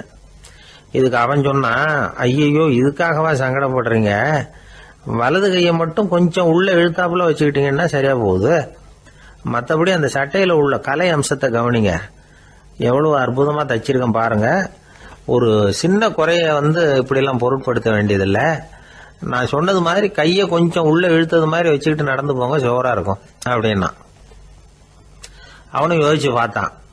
சரியான யோசனையாக தான் தோணுச்சு. கொஞ்சம் முயற்சி பண்ணி வலது கையை கொஞ்சம் உள்ள இழுத்து சட்டை சரியா இருக்கிறது மாதிரி பண்ணிட்டான். இப்போ மறுபடியும் ஒரு பிரச்சனை. வலது கையை உள்ள இழுத்த மாதிரி அப்படியே வச்சுக்கிட்டதும் முதுகு பக்கம் கொஞ்சம் துணி தளர்த்தியா தொங்குறது மாதிரி தெரிஞ்சது. என்ன இது முதுகு பக்கம் துணி குவிஞ்சுட்டுதே, தொங்குதே அப்படின்னா மறுபடியும், அடடா இதுக்காகவா கவலைப்படுறீங்க, உடம்ப அதுக்கு தகுந்த மாதிரி கொஞ்சம் வளைச்சிக்கிட்டா சரியா போடுது. இதுக்காக அந்த அழகான தையலை பிரித்து அதில் உள்ள கலை அம்சத்தை கெடுக்கிறதுக்கு என் மனசு இடம் தரல. எவ்வளவுக்கு தளர்த்தியா இருக்கோ அவ்வளவுக்கு கொஞ்சம் உடம்ப வளைச்சி அப்படி குனிஞ்சது மாதிரி போங்க போதும் அப்படின்னா. அதுவும் நல்ல யோசனையாக தான் பட்டுது அவனுக்கு. சரின்னு சொல்லிவிட்டு புறப்பட்டான். தெருவில் இறங்கினான். கையை கொஞ்சம் உள்ள இழுத்தான். உடம்ப கொஞ்சம் முன்னால் வளைச்சான். சட்டைக்கு தகுந்த மாதிரி உடம்ப பண்ணிக்கிட்டான். மெதுவாக நடந்து போகிறான். இப்போ எதிரில் இன்னொருத்தன் வரான். இவனை பார்க்குறான். இவன் போட்டிருக்கிற சட்டையை பார்க்குறான். ஆஹா அற்புதம்ங்கிறான். சும்மா சொல்லக்கூடாது, ரொம்ப நல்லா இருக்கு நிச்சயமா. இது இந்த ஊர் மேல தெருவில் இருக்கிற ஒருத்தன் இருக்கானே, அவன் தைச்சதா தான் இருக்கணும் அப்படின்னா. இதை கேட்டதும் அவனுக்கு ஆச்சரியம். எப்படி அவ்வளவு கரெக்டா கண்டுபிடிச்சிங்க அப்படின்னு கேட்டிருக்கான். இதுக்கு அந்த வழிபோக்கன்னு சொன்னானா, அவன் ரொம்ப கெட்டிக்காரன். உங்களை மாதிரி உடம்பும் கையும் வளைஞ்சு போன ஒரு ஆசாமிக்கு அவனை தவிர வேற யாராலேயும் இவ்வளவு பொருத்தமான ஒரு சட்டையை தைக்க முடியாது அப்படின்னானா.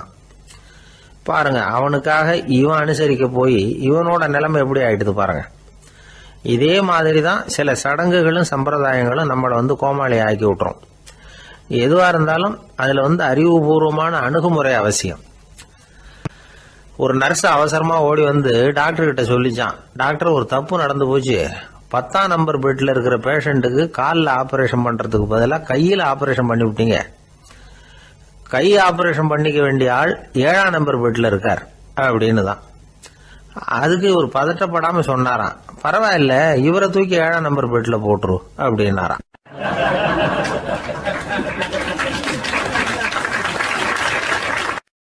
ஒரு ஊர்ல ஒருத்தர் இருந்தார். ரொம்ப நல்லவர். யாருக்காவது ஏதாவது கொடுத்துக்கிட்டே இருப்பார். கொடையாளி. தினமும் யாராவது ஒருத்தருக்கு ஏதாவது கொடுக்கலன்னா அவருக்கு தூக்கம் வராது. அப்படி ஒரு பழக்கம். அது மட்டும் இல்லை, அவர் கொடுக்கறது அடுத்தவங்களுக்கு தெரியாது. அவ்வளவு ரகசியமா அதை கொடுப்பார். வலது கை கொடுக்கறது இடது கைக்கு தெரியக்கூடாதுன்னு சொல்லுவாங்கல்ல, அது மாதிரி அவர்.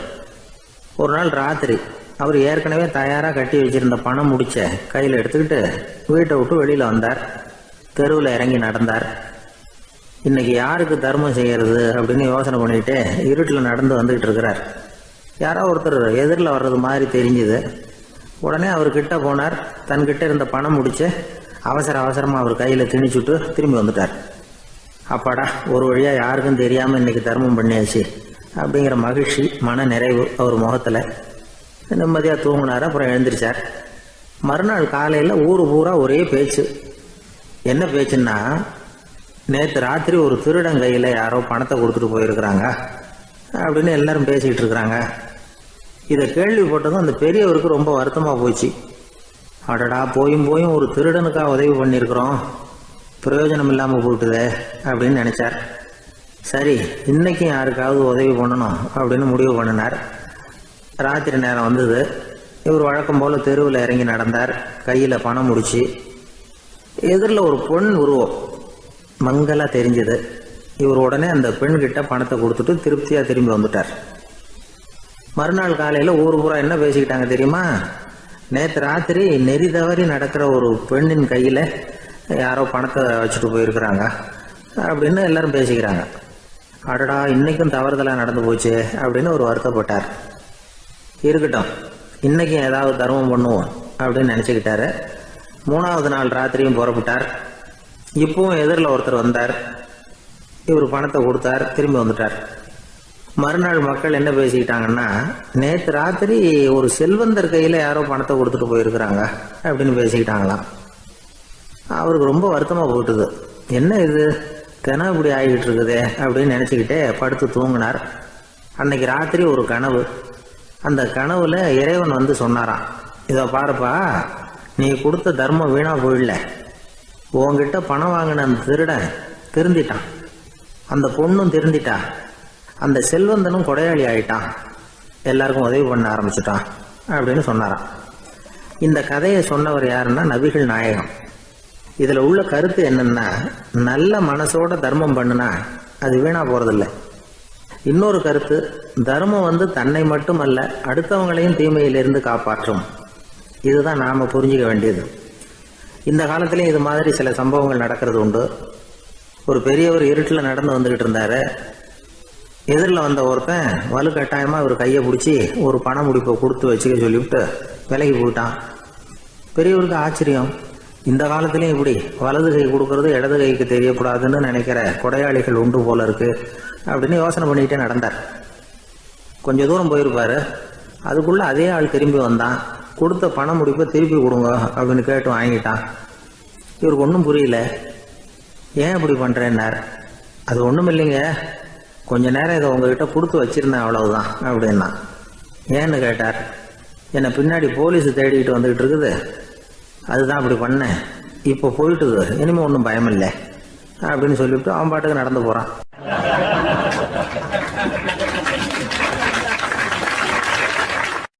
தான் மட்டும் வாழ்ந்தா போதும் அப்படின்னு நினைக்கிறவங்களும் உண்டு. தானும் வாழணும், அடுத்தவங்களும் வாழணும் அப்படின்னு நினைக்கிறவங்களும் உண்டு. முதல்ல சொன்ன வகையை சேர்ந்த மனிதர்கள் எப்படி தெரியுமா? எப்படியாவது தான் மட்டும் வாழ்ந்தால் போதுங்கிற நினைப்பு தான் எப்பவும் அவங்களுக்கு இருக்கும். தங்களுடைய வளர்ச்சிக்கு எது தடையா இருந்தாலும் சரி, யார் தடையா இருந்தாலும் சரி, அதை அழிச்சுட்டு தான் மறுவேலை பார்ப்பாங்க. அவங்கெல்லாம் பாவ காரியங்களுக்கு தயங்குறதே இல்லை. அப்படிப்பட்ட வாழ்க்கை அவங்களுக்கே இடைஞ்சல அமைஞ்சு விடுறது உண்டு. அதை விளக்கறதுக்கு ஒரு கதையும் உண்டு. ஒரு ஊர்ல அப்படிப்பட்ட ஆள் ஒருத்தன் இருந்திருக்கான். நிறைய பாவங்களை செஞ்சவன். அதன் காரணமா நரகப்படுகொழியில விழுந்துட்டான். நரகப்படுகொழிங்கிறது ஒரு பெரிய கிணறு மாதிரி. ஏற்கனவே பாவம் செஞ்சவங்க நிறைய பேர் அதில் விழுந்து கிடக்குறாங்க. உள்ள ஏகப்பட்ட சத்தம், எல்லாம் அந்த பாவாத்மாக்கள் போடுற சத்தம். இப்போ விழுந்தானே இவனும் சத்தம் போட்டான். இவன் போடுற சத்தம் கொஞ்சம் அதிகமாக கேட்டுது. இந்த கிணத்துக்கு பக்கத்தில் புத்தர் உட்கார்ந்துருக்கிறார். அவர் காதில் இவன் போடுற சத்தம் விழுந்தது. உடனே அந்த கிணத்தடிக்கு போனார். குனிஞ்சு பார்த்தார். சாமி என்னை காப்பாத்துங்க அப்படின்னு கத்தனான் இவன். புத்தர் அவனை கொஞ்சம் கவனிச்சு பார்த்தார். மனித சமுதாயத்துக்கு அவன் என்னென்ன கெடுதல் பண்ணியிருக்கிறாங்கிற விவரம்லாம் அவர் மனக்கண்ணில் தெரிஞ்சது. அவருக்கு எல்லாம் புரிஞ்சு போச்சு. இருந்தாலும் அவனை காப்பாத்துறதுக்கு ஏதாவது வழி உண்டா அப்படின்னு யோசிச்சார். அவன் தன்னுடைய வாழ்நாளில் ஏதாவது நல்லது செஞ்சிருக்கானா அப்படின்னு பார்த்தார். ஒரே ஒரு சமயம் அவன் தன்னுடைய காலடியில மிதிபட இருந்த சிலந்தியை மிதிக்காமல் தாண்டி போயிருக்கிறான். இந்த ஒரு காரியத்துக்காக அவனை கரையேற்ற முடியுமா அப்படின்னு நினைச்சார். அவ்வளவுதான். உடனே அவர் கையில ஒரு சிலந்தி வந்து உட்கார்ந்துதான். அதுகிட்ட இருந்து நூல் இழை வெளிவர ஆரம்பிச்சது. அந்த நூல் இழை கிணற்று ஆழம் வரைக்கும் அப்படியே நீண்டுகிட்டே போச்சான். புத்தர் பார்த்தார். இந்த நூலை பிடிச்சிக்கிட்டு மேலே ஏறி வா அப்படின்னார். என்னங்க சொல்றீங்க, இந்த சிலந்தி நூல் என்ன தாங்குமான்னு கத்துனான். எல்லாம் தாங்கும், அதை பிடிச்சிக்கிட்டு ஏறி வா அப்படின்னார். சந்தேகத்தோடவே அவன் அந்த நூலிழைய பிடிச்சி இழுத்து பார்த்தா ரொம்ப வலுவா இருந்தது. அவனுக்கு ஆச்சரியம். அதை பிடிச்சிக்கிட்டு மெதுவாக மேலே ஏறி வர ஆரம்பிச்சிட்டான். பாதி தூரம் ஏறி வந்திருப்பான். அப்போ அவன் காலுக்கு கீழே ஏதோ சத்தம். என்னன்னு குனிஞ்சு பார்க்கறான். கீழே கிடந்தவங்க சில பேரும் அந்த நூலை பிடிச்சி மேலே வந்துக்கிட்டு இருக்கிறாங்க. இவனுக்கு கோபம் வந்துட்டுது. தன்னுடைய இடுப்பில் வச்சிருந்த கத்தியை எடுத்து தன்னுடைய காலுக்கு கீழே நூல் இழையை அப்படியே வெட்டி விட்டுட்டான். இனிமேல் நாம மட்டும்தான் மேலே ஏறி வந்துடணும் அப்படின்னு நினச்சிக்கிட்டான். ஆனால் நடந்தது என்ன தெரியுமா? மொத்த நூல் இழையும் அப்படியே அருந்து கீழே விழுந்துட்டுது. அவனும் பொத்துன்னு கீழே விழுந்துட்டான். மறுபடியும் கத்த ஆரம்பிச்சிட்டான். ஏற்கனவே அவன் செஞ்சிருந்த ஒரு சிறு கருணை அந்த நூல் இழைக்கு உறுதியை கொடுத்தது. இப்போ அவன் செஞ்ச பாவம் அந்த நூல் இழைய வலுவிழக்க செஞ்சுட்டுது. அடுத்தவங்களும் வாழணுங்கிற எண்ணம் அவனுக்கு இருந்திருந்தா இப்போ அவனும் கரையேறி வந்திருப்பான், மற்றவங்களும் சௌக்கியமாக வந்து சேர்ந்திருப்பாங்க. அதனால நாமும் வாழணும், அடுத்தவங்களும் வாழணும் அப்படின்னு நினைக்கிறவன் வாழ்க்கையில சீக்கிரம் முன்னுக்கு வந்துடுவான். ஒருத்தன் ஒரு டாக்டர் கிட்ட போனான், மருந்து வாங்கினான். வாங்கி கொண்டாந்து பேசாம வச்சுட்டான், சாப்பிடல. அப்புறம் எதுக்காகப்பா போய் அவர்கிட்ட மருந்து வாங்கினேன் அப்படின்னு கேட்டாங்க. டாக்டர் வாழணும் இல்லையா, அதனாலதான் அப்படின்னா. அவர் கொடுத்த மருந்து நீ ஏன் சாப்பிடல அப்புறம் அப்படின்னு கேட்டாங்க. நான் வாழணும் இல்லையா, அதுக்காக தான் அப்படின்னா.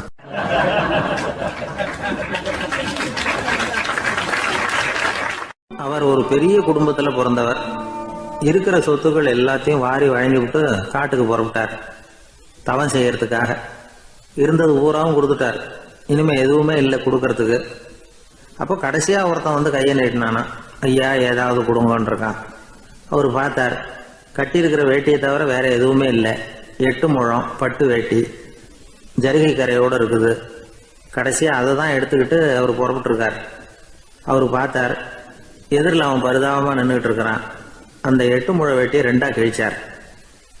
4 முழத்தை அவங்ககிட்ட கொடுத்தாரு. மீதி 4 முழத்தை தன்னுடைய இடுப்புல கட்டிட்டு அவர் காட்டுக்கு போயிட்டார். இவன் என்ன பண்ணான் தெரியுமா?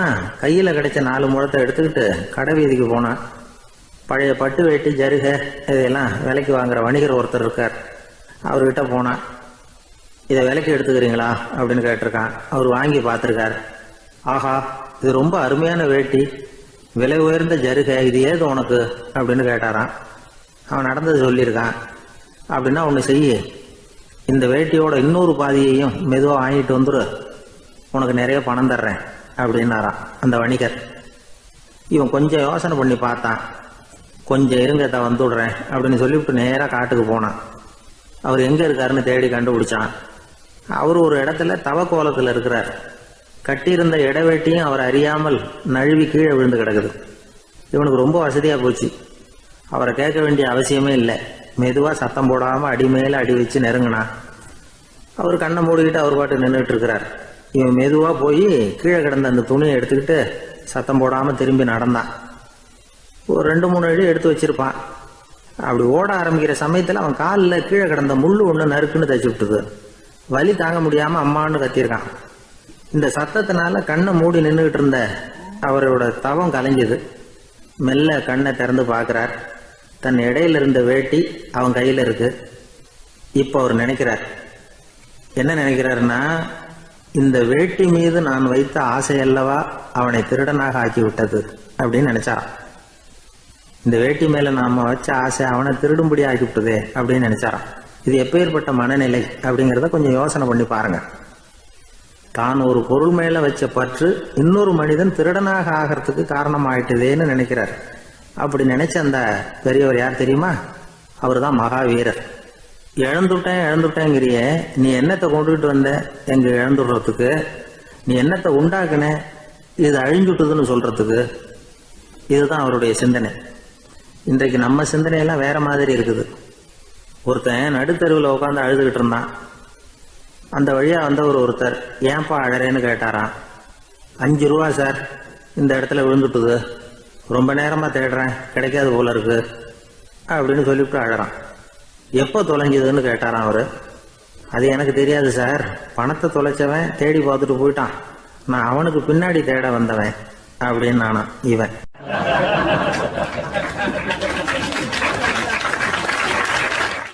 ஒரு ஊரில் ஒரு ஆள் இருந்தான். அவன் ஒரு நாள் கோயிலுக்கு போனான். கடவுள்கிட்ட வேண்டிக்கிட்டான், எனக்கு ஒரு 1,00,000 ரூபா நீ கொடுத்தா நான் உன் சன்னதியில் ஒரு தேங்காய் உடைக்கிறேன் அப்படின்னு வேண்டிக்கிட்டான். கடவுள் பார்த்தார். உடனே அவன் கண் முன்னாடி தோன்றினார். இந்தா நீ கேட்ட 1,00,000 ரூபாய் அப்படின்னு சொல்லி அவன் கையில் பணத்தை கொடுத்துட்டு மறைஞ்சிட்டார். இவனால் நம்பவே முடியல. இவ்வளவு சுலபமாக கிடைக்கும்னு தெரிஞ்சிருந்தா அனாவசியமாக ஒரு தேங்காய் உடைக்கிறேன்னு வேண்டியிருக்க வேண்டியது இல்லையே அப்படின்னு நினச்சான். இருந்தாலும் வேண்டுதலை நிறைவேற்ற வேண்டியது கடமை. அதுக்காக என்ன பண்ணால், பக்கத்தில் ஒரு கடைக்கு போனான். ஒரு தேங்காயை கையில் எடுத்தான். இது என்ன விலைன்னு கேட்டான். 5 ரூபான்னார் கடையில் இருந்தவர். அதிகமாக இருக்குதே விலைன்னா. அப்படின்னா ஒன்று செய்யுங்க, அடுத்த ஊருக்கு போங்க, அங்கே தென்னந்தோப்பு அதிகம், அதனால் அங்கே இதை விட குறைஞ்ச விலைக்கு கிடைக்கும் அப்படின்னார். சரின்னு அடுத்த ஊருக்கு கிளம்புனான். அங்கே போய் விசாரித்தான். ஒரு தேங்காய் 3 ரூபாய் விலைன்னாங்க.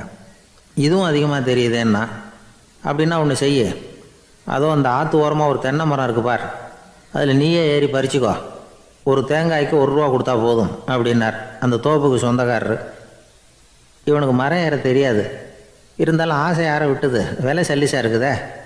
ஆற்று ஓரம் போனால் தட்டு தடுமாறி அந்த மரத்தில் ஏறினா அந்த தென்னை மரம் வளைஞ்சி ஆற்று பக்கம் போய் அப்புறம் நிமிர்ந்து இருந்தது. அதாவது மரத்தின் உச்சி சரியாக ஆற்றுக்கு நடுவில் இருந்தது. ஆற்றுல வெள்ளம் கரை புரண்டு ஓடிக்கிட்டு இருக்கு. இவன் கடவுள் கொடுத்த 1,00,000 ரூபாயை மடியில் வச்சு இறுக்கி கட்டிக்கிட்டான். உச்சிக்கு போய் காய் பறிக்கிற சமயத்தில் காற்றும் மழையும் பலமாக கலந்து அடிக்க ஆரம்பிச்சுட்டுது. கால் வழுக்கி விட்டுட்டுது. இவன் சடார்னு ஒரு தென்னை மட்டையை பிடிச்சிக்கிட்டு தொங்க ஆரம்பிச்சிட்டான். கீழே பயங்கரமான வெள்ளம். மடியில் 1,00,000 ரூபா பணம். என்ன செய்கிறதுன்னு தவிக்கிறான். இந்த சமயம் கரையில் ஒரு யானை பாகன் யானையை குளிப்பாட்டிக்கிட்டு இருக்கிறான். அது அவன் கண்ணில் பட்டுது. ஐயா ஒரு உதவின்னு கத்துனான். அவன் என்ன செய்யணும்னு கேட்டான். உன் யானையை மெதுவாக இங்கே அழைச்சிட்டு வா, எனக்கு நேராக கீழே நிறுத்து, என் காலை பிடிச்சி மெதுவாக கீழே இறக்கி விட்டுரு, என் மடியில் இருக்கிற பணத்தில் உனக்கு 10,000 ரூபா தரேன் அப்படின்னா. அவன் பார்த்தான். காலை கையை பிடிச்சா கூட எவனும் இந்த காலத்தில் 10 ரூபாய்க்கு மேலே தரமாட்டேங்கிறான். இவன் காலை பிடிச்சா 10,000 தர்றேங்கிறான் அப்படின்னு யோசனை பண்ணான். உடனே யானையை கொண்டுட்டு போனான். அவனுக்கு நேராக கீழே நிறுத்தினான். அவன் காலை பிடிச்சான். அவ்வளவுதான். அந்த நேரம் பார்த்து யானை மெதுவாக நடந்து அப்பால் போட்டுது. இப்போ யானை பாகன் அவன் காலை கெட்டியாக பிடிச்சிக்கிட்டு தொங்குறான். பரிதாபமாக மேலே பார்க்குறான். அவன் மட்டையை பிடிச்சிக்கிட்டு தொங்குறான்.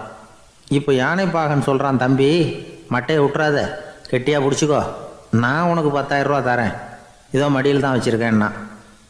மேலே தொங்குறவனுக்கு இந்த நிலைமையிலேயும் ஒரு சந்தோஷம், மேற்கொண்டு ஒரு 10,000 ரூபா நமக்கு கிடைக்கும் போல இருக்கே அப்படின்னு. இந்த சமயத்தில் ஒருத்தன் ஒட்டகத்தை ஓட்டிகிட்டு வந்தான் அந்த பக்கமாக குளிப்பாட்டுறதுக்கு. யானை பாகம் பார்த்துட்டான். ஐயா ஒட்டகக்காரரே, அதை இங்கே கொண்டுட்டு வா, எங்கள் காலை பிடிச்சி பத்திரமா இறக்கி விடு, நாங்கள் பணம் கொடுக்குறோம்னா. அவனும் பணத்துக்கு ஆசைப்பட்டு வந்தான். அவன் காலை பிடிக்கிற சமயம் ஒட்டகமும் நழுவி போட்டுது. இப்போ 3 பேருமே வரிசையாக தொங்குறாங்க. ஒட்டகக்காரன் கத்துறான், தம்பி மட்டையை விட்டுறாத, கெட்டியாக பிடிச்சிக்கோ, நான் என் மடியில் இருக்கிற 5,000 உனக்கு தந்துடுறேன்னா.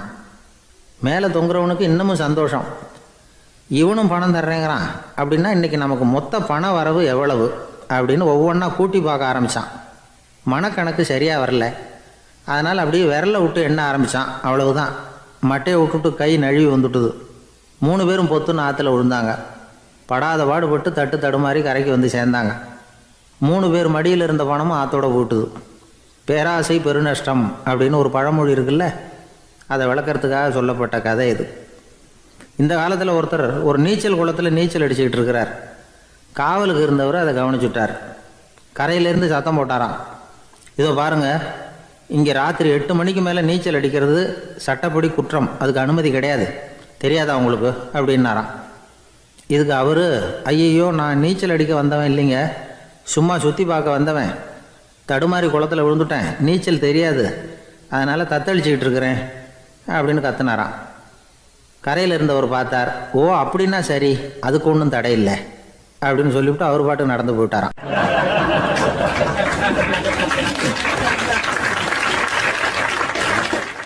நம்மளை மாதிரி ஒரு ஆசாமி அவன் நம்மளை மாதிரியே கற்பனை பண்ணான். அதாவது நாம தான் இந்த உலகத்தில் ரொம்பவும் கஷ்டப்படுறோம், மற்றவங்க எல்லாம் சந்தோஷமா இருக்கிறாங்க அப்படின்னு அவன் நினச்சிக்கிட்டான். அவன் ஒரு நாள் கடவுளை வேண்டிக்கிட்டானா, சுவாமி இந்த உலகத்தில் எவ்வளவோ பேர் இருக்கிறாங்க, ஒவ்வொருத்தருக்கும் ஒவ்வொரு விதமான கஷ்டம் இருக்கலாம், ஒத்துக்கிறேன், இருந்தாலும் எனக்கு அது கொஞ்சம் அதிகமாக இருக்கிறது மாதிரி தெரியுது, அதனால நீங்க எனக்காக ஒரு சின்ன உதவி செஞ்சா போதும். அது வேற ஒண்ணும் இல்லை, என்கிட்ட இருக்கிற துயரங்களை இன்னொருத்தர் யாருகிட்டயாவது கொடுத்துருங்க, அவர்கிட்ட இருக்கிற துயரங்களை என்கிட்ட மாத்தி கொடுத்துருங்க. ஒரு மியூச்சுவல் டிரான்ஸ்ஃபர், அவ்வளவுதான். அப்படி பண்ணிவிட்டா போதும் அப்படின்னு வேண்டிக்கிட்டானான். அன்னைக்கு ராத்திரியே அவன் ஒரு கனவு கண்டிருக்கான். வானத்திலிருந்து ஒரு குரல் கேட்டிருக்கு. அது என்ன சொல்லிச்சு தெரியுமா? ஏ ஜனங்களே, எல்லாரும் அவங்க கஷ்டங்களை ஒரு பையில போட்டு எடுத்துக்குங்க. அப்படி எடுத்துக்கிட்டு நேரா இந்த ஊர் எல்லையில இருக்கிற கோயிலுக்கு வந்து சேருங்க அப்படின்னு அந்த குரல். ஆஹா, கடவுள் நம்ம பிரார்த்தனைக்கு செவி சாய்ச்சுட்டார் அப்படின்னு சந்தோஷப்பட்டான் இவன். உடனே என்ன பண்ணான்? தன்கிட்ட இருந்த கஷ்டத்தையெல்லாம் ஒரு சாக்கு பையில போட்டு எடுத்துக்கிட்டான். வீட்டை விட்டு வெளியில வந்தான். தெருவில் இறங்கி நடக்கிறான். அங்க பார்த்தா ஏகப்பட்ட பேர் ஆளுக்கு ஒரு பைய தூக்கிக்கிட்டு கோயிலுக்கு போயிட்டு இருக்கிறாங்க. சில பேர் மூட்டையா கட்டி தலையில சுமந்துக்கிட்டு போயிட்டு இருக்கிறாங்க. இவன் பார்த்தான். இவனுக்கு ரொம்ப ஆச்சரியமா இருந்தது. ஏன்னா எல்லாரும் வச்சிருக்கிற பை இவன் பைய விட பெருசா இருந்தது. இவன் பை தான் இருக்கிறதுலயே கொஞ்சம் சின்னதா தெரிஞ்சது. இப்ப அவன் மறுபடியும் சாமியை வேண்டிக்கிட்டான். கடவுளே, இப்ப உள்ள சூழ்நிலையை கவனிச்சா என்கிட்ட இருக்கிற பைய பரவாயில்லன்னு தோணுது. அதனால வேற பை எதையும் மாத்த வேணாம், இதுவே பரவாயில்ல.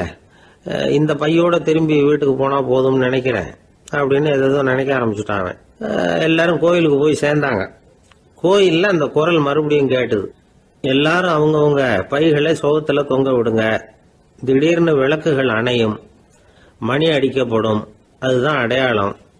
அந்த சமயத்துல இருட்டுல உங்களுக்கு வேண்டிய பைய நீங்க மாத்தி எடுத்துக்கலாம், தேர்ந்தெடுத்துக்கலாம். வெளிச்சம் இருக்கிறப்பவே உங்களுக்கு பிடிச்ச பைக்கு பக்கமா பார்த்து நீங்க நின்னுக்கலாம் அப்படின்னு சொல்லி விவரம் சொல்லிச்சான் அந்த குரல்.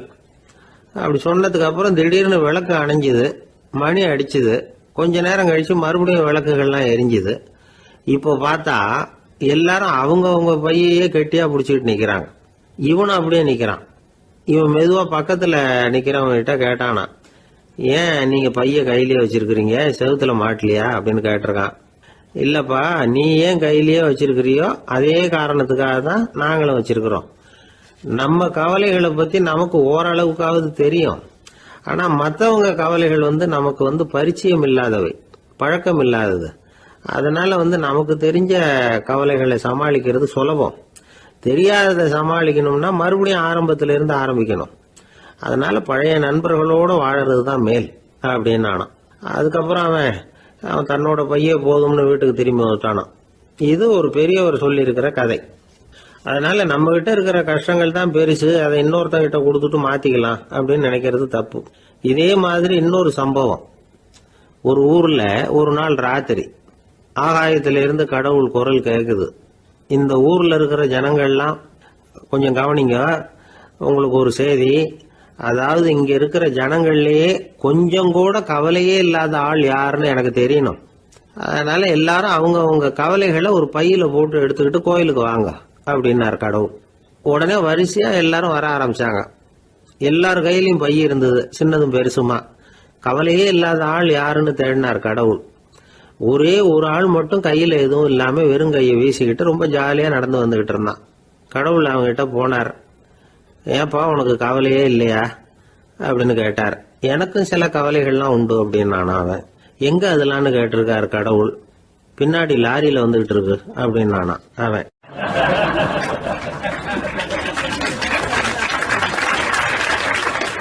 அசோக மன்னர் வந்துகிட்டு இருக்கார். அவருடைய ஆலோசகர்கள் எல்லாம் பக்கத்துல வந்துகிட்டு இருக்கிறாங்க. அந்த சமயத்துல எதிரில் ஒரு புத்த பிக்ஷு வர்றார். அசோகர் பார்க்கிறார். ஓடி போய் அவர் காலில் விழுந்து வணங்குறார். அசோக மன்னரின் தலை அந்த புத்த துறவியின் பாதத்துல பட்டுக்கிட்டு இருக்கு. பக்கத்துல நின்றுகிட்டு இருந்த அமைச்சருக்கு இது ரொம்ப சங்கடமா போச்சு. ரொம்ப வருத்தப்பட்டார். நம்ம அசோக சக்கரவர்த்தி எப்பேற்பட்டவர், அவரோட தலை ஒரு சன்னியாசியின் பாதத்துல படுறதா அப்படின்னு நினைச்சு ரொம்ப கவலைப்பட்டார். அரண்மனைக்கு திரும்பினதும் அமைச்சர் மெதுவா ஆரம்பிச்சார். அரசே, எனக்கு ரொம்ப வருத்தமா இருக்குது அப்படின்னார். எதுக்குன்னார் மன்னர். அசோக சக்கரவர்த்தியின் தலை, அதாவது அந்த சிரம் ரொம்ப மதிப்புமிக்க ஒன்று. அது ஒரு சன்னியாசியின் காலில் படலாமா அப்படின்னார். அசோகர் பதில் சொல்லல, சிரிச்சார், போயிட்டார். அதுக்கப்புறம் ஒரு சரியான சந்தர்ப்பத்துக்காக காத்துக்கிட்டு இருந்தார். ஒரு நாள் அமைச்சரை கூப்பிட்டார். எனக்கு 3 தலைகள் வேணும் அப்படின்னார். சொல்லுங்க, கொண்டுகிட்டு வரேன் அப்படின்னார் அமைச்சர். அசோகர் சொன்னார், முதல்ல எனக்கு தேவையானது ஒரு ஆட்டின் தலை, 2வது ஒரு புலியின் தலை, 3வது ஒரு மனிதனின் தலை. இதுதான் அசோகர் கேட்டது. எங்க இருந்தாலும் கொண்டு வாங்கன்னார். அமைச்சர் புறப்பட்டார். ஆட்டுத்தலை புலித்தலை கிடைச்சிட்டுது. அப்புறமா ஒரு சுடுகாட்டுக்கு போய் ஒரு மனித தலையும் சேகரம் பண்ணிட்டு ராஜா கிட்ட வந்துட்டார்.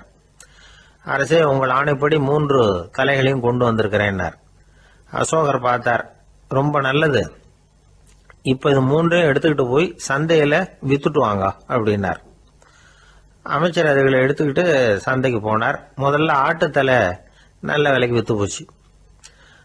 நல்ல விலை கொடுத்து வாங்கிட்டு போட்டாங்க. அடுத்தபடியா புலி தலைய ஒருத்தர் வாங்கிட்டார். அதை பாடம் பண்ணி வீட்டில் மாட்டி வைக்கலாமே அப்படின்னு நினைச்சு அதையும் வாங்கிட்டு போட்டார். மனித தலையை மட்டும் வாங்கறதுக்கு யாரும் முன் வரல. எல்லாரும் அதை பார்த்துட்டு விலைக்கு போக ஆரம்பிச்சாங்க. அமைச்சர் திரும்பி வந்தார். அரசே, இந்த தலையை மட்டும் யாரும் வாங்க மாட்டேங்கிறாங்க அப்படின்னார். சரி, பரவாயில்ல, இதை இலவசமாவே எனாமாவே யாருக்கிட்டையாவது கொடுத்துட்டு வந்துருங்க அப்படின்னார். அமைச்சர் மறுபடியும் சந்தைக்கு போனார். இதை இலவசமா தரேன், இதை வாங்கிக்கோங்க அப்படின்னார். அப்பவும் அதை யாரும் வாங்கிக்கிறதுக்கு தயாரா இல்லை. மறுபடியும் திரும்பி வந்து மன்னர்கிட்ட விவரத்தை சொன்னார். இப்போ மன்னர் சொல்றார், அமைச்சரே, உயிர் இருக்கிற வரைக்கும் தான் இந்த தலைக்கு மதிப்பு. ஜீவன் போனதுக்கு அப்புறம் அதோட மதிப்பும் போயிடுது. அதனால மதிப்பு இருக்கும் பொழுதே பெரியவர்கள் பாதம் பணிந்து அந்த புனிதத்தை பெற்றுக்கொள்ளணும் அப்படின்னார். பணிவுங்கிறது வேற, அடிமைத்தனம்ங்கிறது வேற. பெரியவர்களை பணிவது நமக்கு பெருமை தரக்கூடிய விஷயம். இதை மனசுல வச்சுக்கிட்டு எப்போ காலில் விழணும், எப்போ காலில் விழக்கூடாது அப்படிங்கிறத முடிவு பண்ணிக்கணும். ஒரு சாதாரண ஆள் நடந்து வந்துகிட்டு இருந்தார்.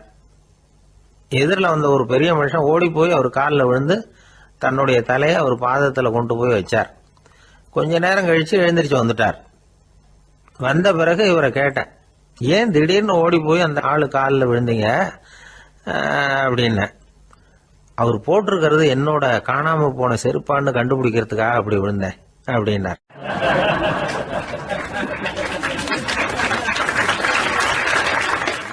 ஒரு காட்டுல ஒரு நரி இருந்தது. ஒரு நாள் காலை நேரம் அது தன்னுடைய இருப்பிடத்திலிருந்து வெளியில வந்தது. கொஞ்ச தூரம் நடந்து வந்தது. அப்பதான் அது தன்னோட நிழலை கவனிச்சு பார்த்தா அது ரொம்ப நீளமா பெருசா இருக்குது. காலை நேரத்துல நிழல் அப்படித்தானே இருக்கும். ஆனா அந்த நரிக்கு அந்த விஷயம் தெரியல. தன்னுடைய நீண்ட பெரிய நிழலை பார்த்து ஆச்சரியப்பட்டது. ஆஹா, நாம இவ்வளவு பெருசாவா இருக்கிறோம் அப்படின்னா என்னுடைய காலை சாப்பாட்டுக்கு ஒரு யானை இல்லைன்னா ஒரு ஒட்டகம் கிடைச்சாதான் சரியா இருக்கும் போல இருக்கு அப்படின்னு முடிவு பண்ணிட்டுது. உடனே ஒரு யானை அல்லது ஒட்டகத்தை தேடி அலைஞ்சது, எங்க கிடைக்கும்னு. கிடைக்கவே இல்லை.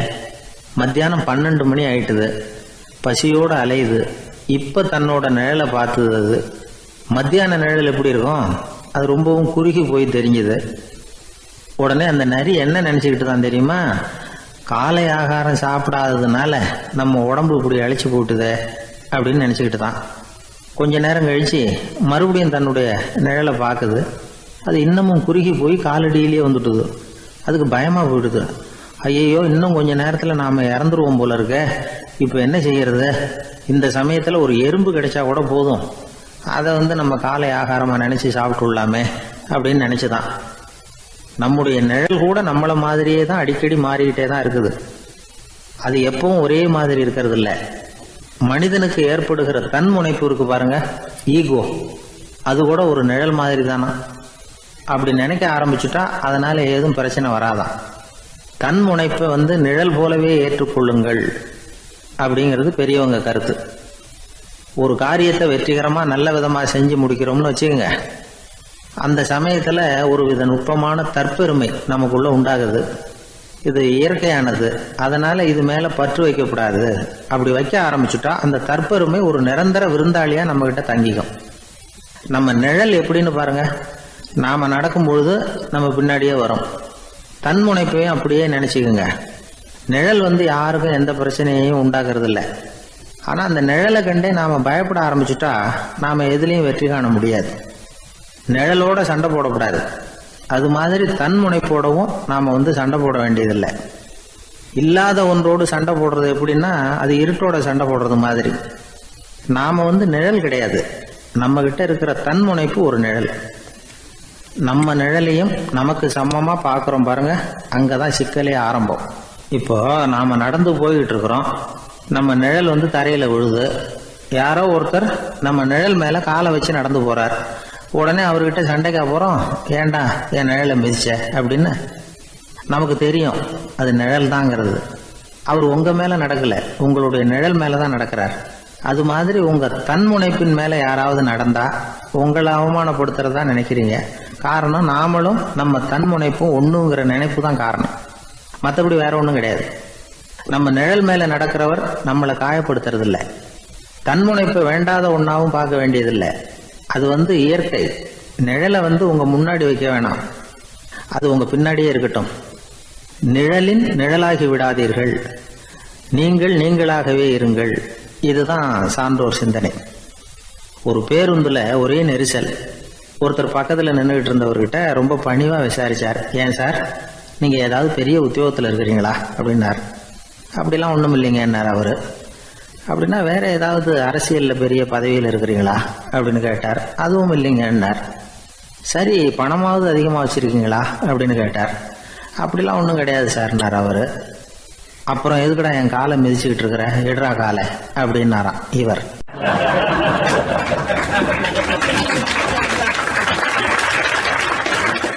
ஒரு ஊர்ல ஒரு பெரியவர் இருந்தார். அவர் ஒரு குரு. அவர் தொடர்ந்து தியான கூட்டங்கள் நடத்துவார். அந்த கூட்டத்தில் கலந்துக்கிறதுக்காக பல ஊர்களில் இருந்து சீடர்கள் நிறைய பேர் வருவாங்க போவாங்க. ஒரு நாள் அங்கே கூட்டம் நடந்துக்கிட்டு இருக்குது. அந்த சமயத்தில் சீடர்களில் ஒருத்தன் என்னத்தையும் திருடி விட்டான். மற்ற சீடர்கள் அதை கவனிச்சுட்டாங்க. இவன் ஆப்பிட்டுக்கிட்டான். கூட்டம் முடிஞ்ச பிற்பாடு இவன் திருடின விஷயத்தை அந்த பெரியவர்கிட்ட போய் சொன்னாங்களாம். அவர் கவனத்துக்கு கொண்டுகிட்டு போனாங்க. ஆனால் அவர் இதை காதிலே போட்டுக்கல, கண்டுக்கவே இல்லை. போய் சொன்ன சீடர்களுக்கெல்லாம் ஏமாத்தமாக போயிட்டுது. என்ன இது, இவ்வளவு தூரம் நாம் கண்டுபிடிச்சி போய் சொல்கிறோம், அவர் கண்டுக்கவே மாட்டேங்கிறாரே அப்படின்னு ஒரு மாதிரி ஆயிட்டாங்க. இருந்தாலும் அதை பற்றி ஒன்றுமே சொல்லிக்கல, பேசாமல் இருந்துட்டாங்க. கொஞ்ச நாள் ஆச்சு. அதே ஆள் மறுபடியும் ஒரு திருட்டில் மாட்டிக்கிட்டான். சீடர்கள் மறுபடியும் அந்த குரு கிட்ட விஷயத்தை சொன்னாங்க. அவர் அப்பவும் வழக்கம் போல் சும்மாவே இருந்துட்டார். இவர் இப்படி இருக்கிறத பார்த்ததும் அந்த சீடர்களுக்கு கோபம் வந்துட்டுது. உடனே அந்த சீடர்கள்லாம் ஒன்று கூடி பேசினாங்களாம். எல்லாருமா சேர்ந்து ஒரு விண்ணப்பம் தயார் பண்ணாங்க. அதை குருநாதர்கிட்ட கொண்டுட்டு போய் கொடுத்தாங்க. அந்த விண்ணப்பத்தில் இவங்க என்ன எழுதியிருக்கிறாங்க தெரியுமா? குருநாதர் அவர்களே, உடனே திருடனவன் மீது சட்ட நடவடிக்கை எடுக்கணும். நீங்கள் அப்படி அவனை இங்கே சேர்க்கக்கூடாது. நீங்கள் சேர்த்திங்கன்னா நாங்கள் இங்கே இருக்கிறத பற்றி யோசிக்க ஆரம்பிச்சிருவோம்.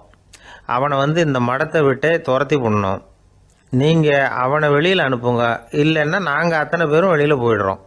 இப்படி தான் அந்த விண்ணப்பத்தில் எழுதியிருக்கிறாங்க. குரு அந்த விண்ணப்பத்தை வாங்கி படித்து பார்த்தார். அதுக்கப்புறம் அதை எழுதின அத்தனை பேரையும் கூப்பிட்டாரு. எல்லாரும் இப்படி வாங்கன்னாரு. வந்தாங்க. இப்படி என் எதிரில் உட்காருங்கன்னார். உட்காந்தாங்க. அப்புறம் சொன்னார், இதை பாருப்பா, நீங்கள் எல்லாரும் புத்திசாலிகள். உங்களுக்கு எது நல்லது எது கெட்டதுங்கிறது நல்லா தெரியும். நீங்கள் மேற்கொண்டு ஏதாவது படிக்கணும்னு நினச்சா வேறு எங்கே வேணும்னாலும் போகலாம், அதுக்கு நான் தடை சொல்ல மாட்டேன். ஆனால் உங்களால் குற்றம் சாட்டப்பட்ட அவன் இருக்கானே, அவன் எப்படின்னா அவனுக்கு எது நல்லது எது கெட்டதுங்கிறதெல்லாம் தெரியாது. அதனால தான் திருடுறான். நீங்கள் சொல்கிறது மாதிரி அவனை அடித்து துரத்தி போடுறோம்னு வச்சுக்கோங்க, அவனுக்கு எப்படி நல்லது கெட்டது தெரியும்? அவனுக்கு அதை யார் சொல்லி கொடுக்கறது? அதனால் இங்கேயே இருக்கட்டும், அதுதான் சரி. இதுக்காக நீங்கள் எல்லாரும் என்னை விட்டுட்டு போனாலும் சரி, அவனை நான் விரட்ட மாட்டேன் அப்படின்னு விட்டாரான். இவ்வளவையும் திருடனை அந்த சீடன் கேட்டுக்கிட்டே இருந்திருக்கான். அவன் கண்களில் கண்ணீர். அப்படியே எழுந்திரிச்சு வந்தான். குரு காலில் விழுந்தான். அவன் கண்ணீரில் அவனது தீமை கழுவப்பட்டது அப்படிம்பாங்க. அதாவது சீடர்களுக்கு அந்த குருவோட பெருமை அப்போ தான் புரிஞ்சுதான். ஒரு நல்ல ஆசிரியர் இருக்காருன்னு வச்சுங்க, நல்லா படிக்கிற பையனுக்கு தான் பாடம் சொல்லி கொடுப்பேன்னா அது என்ன பெரிய விஷயமா? மோசமாக படிக்கிறவனையும் மாற்றி காட்டுறேங்கிறது தான் பெருமை. இந்த காலத்து குரு ஒருத்தர் ஒரு ஆசிரமம் வச்சு நடத்திட்டு வந்தார். நிறைய பேர் தினம் வருவாங்க போவாங்க. ஒரு நாள் ஒருத்தன் வந்தான். அந்த குரு முன்னாடி போய் நின்னான். ஐயா, என்ன உங்கள் சீடனாக ஏற்றுக்கணும்னா. அந்த குரு நிமிர்ந்து பார்த்தார். உன்னுடைய நோக்கம் என்னன்னு கேட்டார். ஐயா, உங்ககிட்ட கொஞ்ச நாள் இருந்தேன்னா நல்ல பழக்க வழக்கங்களை கற்றுக்கலாம், அதுக்கப்புறம் வெளியில் போய் ஒரு நல்ல தொழில் தொடங்கி வாழ்க்கையில் முன்னுக்கு வரணுங்கிறது தான் என்னோட நோக்கம் அப்படின்னா. நீ சொல்கிறது சரி, ஆனால் உன்னால் இங்கே நல்ல பழக்க வழக்கங்களை கற்றுக்க முடியலேன்னு வச்சுக்கோ, அப்போ என்ன பண்ணுவேன் அப்படின்னு கேட்டார் அவர். அப்படி ஆச்சுன்னா என்ன, உங்களை மாதிரியே ஒரு ஆசிரமம் ஆரம்பித்து அதுக்கு குருவாக இருந்துட்டு போகிறேன் அப்படின்னு நானும்.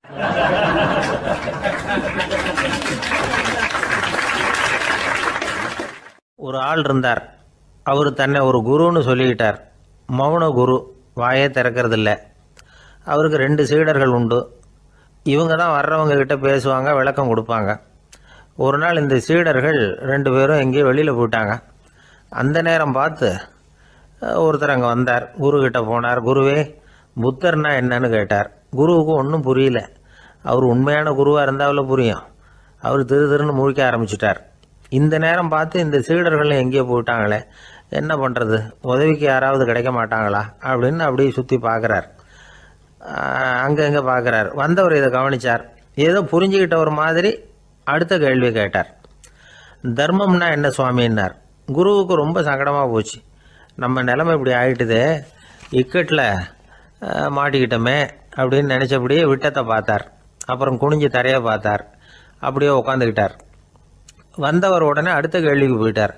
தியானம்னா என்ன சுவாமின்னார். பாவம் என்ன பண்ணுவார் அந்த குரு, பேசாமல் கண்ணை கெட்டியாக மூடிக்கிட்டார். இது ஏதுடா வம்பா போச்சுன்னு. இவர் இப்படி பண்ணால் கூட வந்தவர் சளைக்கலை. இன்னொரு கேள்வியும் கேட்டார். ஆசீர்வாதம்னா என்ன அப்படின்னார். இவர் பார்த்தார். இப்படியே போனால் இவர் கேள்வி கேட்குறத நிறுத்த மாட்டார் அப்படின்னு நினச்சிக்கிட்டு எனக்கு ஒன்றுமே தெரியாதுங்கிற பாவனையில் 2 கையையும் விரித்து காட்டினார். வந்தவர் முகத்தில் மகிழ்ச்சி, மன நிறைவு. ஏதோ எல்லாம் புரிஞ்சுக்கிட்ட ஒரு மாதிரி அங்கேருந்து புறப்பட்டு போனார். வழியில் அந்த குருவோட சீடர்கள் 2 பேரையும் சந்தித்தார். உங்கள் குருவை தான் பார்த்துட்டு வரேன்னார் இவர். என்ன நடந்ததுன்னு கேட்டாங்க. இவர் விவரமாக சொல்கிறார். உங்கள் குரு எவ்வளவு பெரிய ஞானி தெரியுமா? புத்தர்னா என்னன்னு கேட்டேன். அதுக்கு அவர் அப்படியும் இப்படியும் பார்த்தார். அதுக்கு என்ன அர்த்தம் தெரியுமா? மக்கள் புத்தரை அங்கேயும் இங்கேயும் தேடுறாங்க. உண்மையில் அவர் அங்கேயும் இங்கேயும் தேடி கண்டுபிடிக்க முடியாது அப்படிங்கிறத அவர் செய்கை மூலம் உணர்த்தினார். அதுக்கப்புறம் தர்மம்னா என்னன்னு கேட்டேன். அவர் மேலேயும் கீழையும் பார்த்து தர்மம் சமமானது, அதில் உயர்வு தாழ்வு இல்லைங்கிறத உணர்த்தினார். அதுக்கப்புறம் தியானம்னா என்னன்னு கேட்டேன். கண்ணை மூடிக்கிட்டார். கண்ணை மூடி காணுகிற அற்புதம் அது அப்படிங்கிறத புரிஞ்சுக்கிட்டேன். கடைசியாக ஆசீர்வதிக்கப்படுறது பற்றி கேட்டேன். கைகளை நீட்டி உதவுறது தான் அது அப்படிங்கிறத தன்னுடைய இருகை விரித்து உணர்த்தினார். எவ்வளோ பெரிய மகான் அவர் அப்படின்னு சொல்லிவிட்டு அவர் பாட்டு போயிட்டார். சீடர்கள் அதுக்கப்புறம் மெதுவாக குருக்கிட்ட சேர்ந்தாங்க. அவங்கள பார்த்ததும் குருவுக்கு கோபம் வந்துட்டுது. அடே பாவிகளா, எங்கடா போய் தொலைஞ்சிங்க, நான் ஒரு ஆளுகிட்ட மாட்டிக்கிட்டு என்ன பாடுபட்டிருக்கேன் தெரியுமான்னார். இது மாதிரி தான் நாம் சாதாரண மனிதர்களின் புற வேடங்களிலேயே மயங்கி போயிடுறோம். அவங்க பேச்சு, செய்கை, பார்வை இதிலெல்லாம் ஏதோ பெரிய தத்துவம் இருக்கிறதாக நினச்சிக்கிறோம். உண்மையிலேயே அந்த தத்துவங்கள் யாருக்கு சொந்தம்? அவங்களுக்கு இல்லை, நமக்கு தான் சொந்தம். நாம் தானே அதை கற்பிச்சுக்கிட்டோம். நம்மை நாம் அடையாளம் கண்டுக்கிறது இல்லை.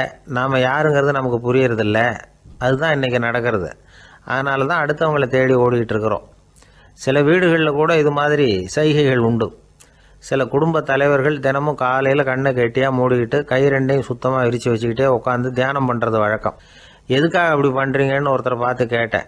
இந்த மாதம் வாங்கின சம்பளம் பூரா தீர்ந்து போச்சு, இனிமேல் என் கையில் சுத்தமாக ஒன்றும் இல்லை, புதுசாக எதுவும் செலவு வச்சுடாதே அப்படிங்கிறத அப்படி உள்ளங்கை 2ஐயும் விரித்து காட்டி அவங்களுக்கு உணர்த்துறேன் அப்படின்னார்.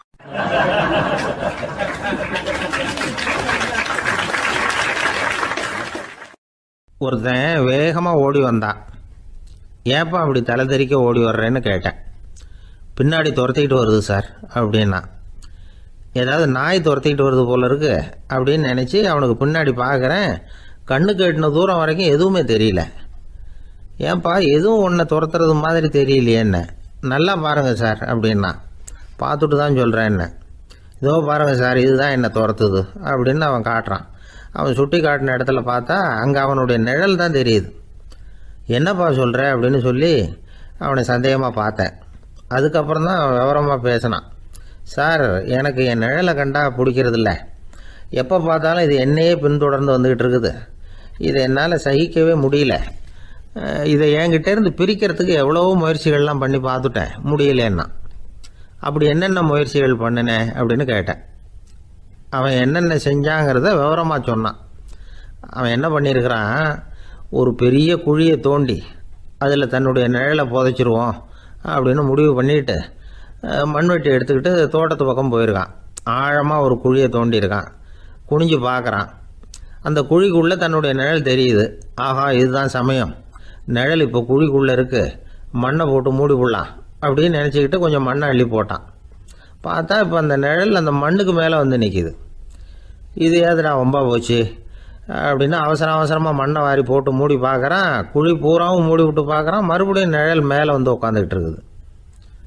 சரி, இதை குழியில் புதைக்க முடியாது அப்படின்னு முடிவு பண்ணிட்டு இதை இங்கேயே இப்படியே விட்டுட்டு ஒரே ஓட்டமாக ஓடி போடுவோம் அப்படின்னு நினச்சி எடுத்தான் ஓட்டம்.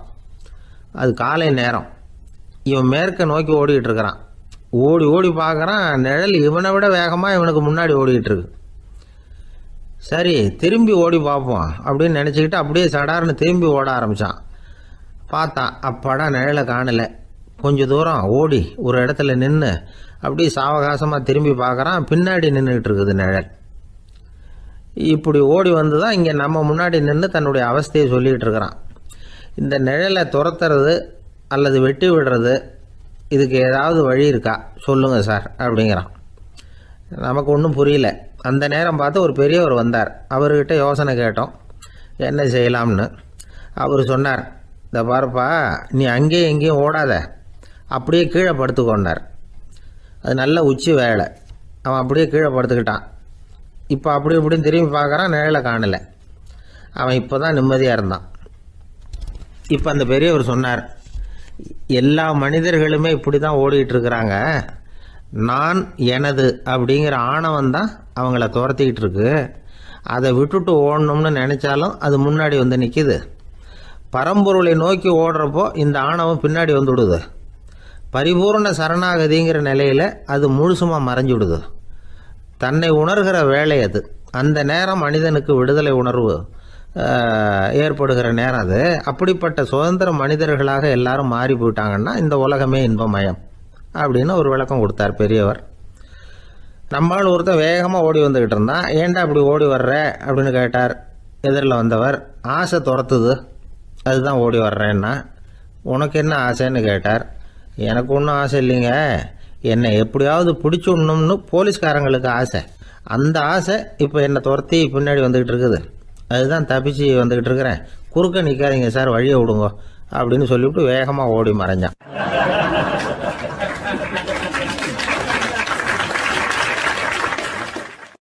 எனக்கு வாழ்க்கையில் ஒரே ஒரு ஆசை தான் சார் அப்படின்னார் ஒருத்தர். அது என்னன்னு கேட்டேன். ஆசைகளை ஒழிச்சுடணுங்கிறது தான் என்னோட ஆசை அப்படின்னார். இப்படி ஆசைகளை ஒழிக்க வேண்டும் அப்படிங்கிறதையே ஒரு ஆசையாக கொள்வது அபத்தம் அப்படிங்கிறார் ஒரு பெரியவர். இது மாதிரி ஆசைகளை ஒழிக்க ஆசைப்பட்டால் அந்த நோக்கம் நிறைவேறாதான். அந்த முயற்சியால் புதுசாக சில துன்பங்கள் தான் சேருமா. அதில் புதுசாக ஒரு ஆசை தலை தூக்கும் அப்படிங்கிறார் அவர். ஆசைகளை தானாக விழ வச்சுடலாம். அதுக்கு வழி என்ன தெரியுமா? எந்த ஒரு ஆசையையுமே பூரணமாக நிறைவேற்றி கொள்ள முடியாதுங்கிறத உணரணும். அதை உணர்ந்தால் ஆசைகள் தானாக விழுந்துடும். அதை விட்டுட்டு ஆசைகளை விட்டுடணுங்கிறதையே ஒரு ஆசையாக வச்சுக்கிட்டு அதுக்காக கடுமையாக முயற்சிகளையும் செஞ்சுக்கிட்டு நான் ஆசைகளை விட்டுட்டு ஞானோதயம் அடையிறதுக்கு கடுமையாக முயற்சி பண்ணிகிட்டு இருக்கிறேன் சார் அப்படின்னு சொல்லிக்கிட்டு இருந்தால் எந்த காலத்துலேயும் ஞானோதயம் வரப்போகிறதில்ல. அதுக்கு பதிலாக துன்பந்தான் சேரும் அப்படிங்கிறது அவரோட கருத்து. எந்த ஒரு ஆசையையும் பூரணமாக நிறைவேற்றி கொள்ள முடியாது அப்படிங்கிறத உணரணும். ஒரு ராஜா, அவர் மனசில் அமைதி இல்லை, எப்பவும் கஷ்டப்பட்டுக்கிட்டே இருந்தார். இந்த துன்பத்தை போக்குறதுக்கு பல வழிகளில் என்னென்னமோ முயற்சியெல்லாம் பண்ணி பார்த்தார். ஒன்றும் சரியாக வரல. கடைசியாக ஒரு காரியம் பண்ணார். அதாவது ஒரு வேதாந்தியை தேடிட்டு போனார். அவரை பார்த்து கேட்டார், ஐயா, என்னுடைய துன்பங்கள்லேருந்து நான் விடுபடணும், அதுக்கு சுலபமாக ஏதாவது ஒரு வழி இருந்தால் சொல்லுங்களேன் அப்படின்னு கேட்டுக்கிட்டார். அதுக்கு அந்த வேதாந்தி சொன்னார், அதுக்கு ஒரு வழி சொல்கிறேன், அது மாதிரி செய். அதாவது உன்னுடைய ராஜ்யத்துக்குள்ள போதுங்கிற மனசோட வாழுற ஒருத்தனை கண்டுபிடிக்கணும். அப்படி கண்டுபிடிச்சி அவனுடைய சட்டையை வாங்கி நீ போட்டுக்கணும். அப்படி போட்டுக்கிட்டா உன்னுடைய துன்பம் தீர்ந்துடும் அப்படின்னார். உடனே ராஜாவுக்கு ரொம்ப மகிழ்ச்சி. அரண்மனையில் இருந்த அத்தனை பேரையும் ஆளுக்கு ஒரு பக்கமாக அனுப்புனார், தேட சொன்னார். போதுங்கிற மனசுடைய ஒருத்தனை கண்டுபிடிச்சி கொண்டுகிட்டு வாங்க அப்படின்னார். எங்கெங்கேயோ தேடி கடைசியாக ஒரு ஆளை கண்டுபிடிச்சாங்க. அவன் போதுங்கிற மனசோடு இருக்கிறவன் தான். ஆனால் அவன்கிட்ட சட்டை எதுவும் இல்லை. இடையில கட்டியிருக்கிற துண்டே போதுங்கிற மனசோடு அவன் வாழ்ந்துக்கிட்டு இருக்கிறான். சட்டை இருந்தாவில் ராஜா வாங்கி மாட்டிக்க முடியும். அந்த வேதாந்தி ஏன் அப்படி சொன்னாருங்கிறதுக்கான அர்த்தம் இப்போ தான் ராஜாவுக்கு புரிஞ்சுதான். இது வரைக்கும் சொன்னதெல்லாம் ஞான மார்க்கத்தை தேடிடுறவனுக்கான உள்ள தகவல். இப்போ இன்னைக்கு இளைஞர்கள் இதை கேட்டுவிட்டு நமக்கு ஆசையே வேணாம் அப்படின்னு முடிவு பண்ணிவிட்டா வாழ்க்கையில் முன்னேறவே முடியாது. நம்முடைய முயற்சிக்கு ஆசை தான் தூண்டுகோல். அதனால் இந்த ஆசையையும் அந்த ஆசையையும் போட்டு குழப்பிக்கக்கூடாது. ஆனால் ஒன்று, பேராசை நமக்கு தேவையில்லை. நாம் படுற ஆசையிலேயும் ஒரு நியாயம் இருக்கணும். ஏன்னா நம்மளில் சில பேர் நீங்கள் தான் சார் சொன்னீங்க, அதனால தான் ஆசைப்பட்டேன், அரை தான் கிடச்சிது மிச்சம் அப்படிம்பாங்க கன்னத்தை தடவிக்கிட்டே. அதனால் இப்போல்லாம் எந்த தகவலை சொன்னாலும் ரொம்ப எச்சரிக்கையாக இருக்க வேண்டியிருக்குது. ஒரு ஆள் ஒரு கடை வச்சு வியாபாரம் பண்ணிகிட்டு இருந்தான். அவனுக்கு ரொம்ப பேராசை, நிறைய பணம் சேர்க்கணும்னு. திடீர்னு ஒரு நாள் அவனுக்கு உடம்பு ரொம்ப சுகம் இல்லாமல் போயிட்டுது. இனிமேல் பிழைக்கிறது கஷ்டங்கிற நிலைமை. மரணப்படுகையில் இருக்கிறான். சொந்தக்காரங்கள்லாம் சுற்றி உட்காந்துருக்குறாங்க. இவன் மெதுவாக கண்ணை திறந்து பார்க்குறான். என் வீட்டுக்காரி எங்கேன்னா, இதோ இருக்கேன் அப்படின்னாங்க அந்த அம்மா. பசங்கள்லாம் எங்கேங்கிறான். இதோ பக்கத்தில் தான் நின்றுட்டு இருக்கிறோங்கிறாங்க. பொண்ணுங்க எங்கேங்கிறான். எல்லாம் இங்கே தான் இருக்கிறோம் அப்படிங்கிறாங்க.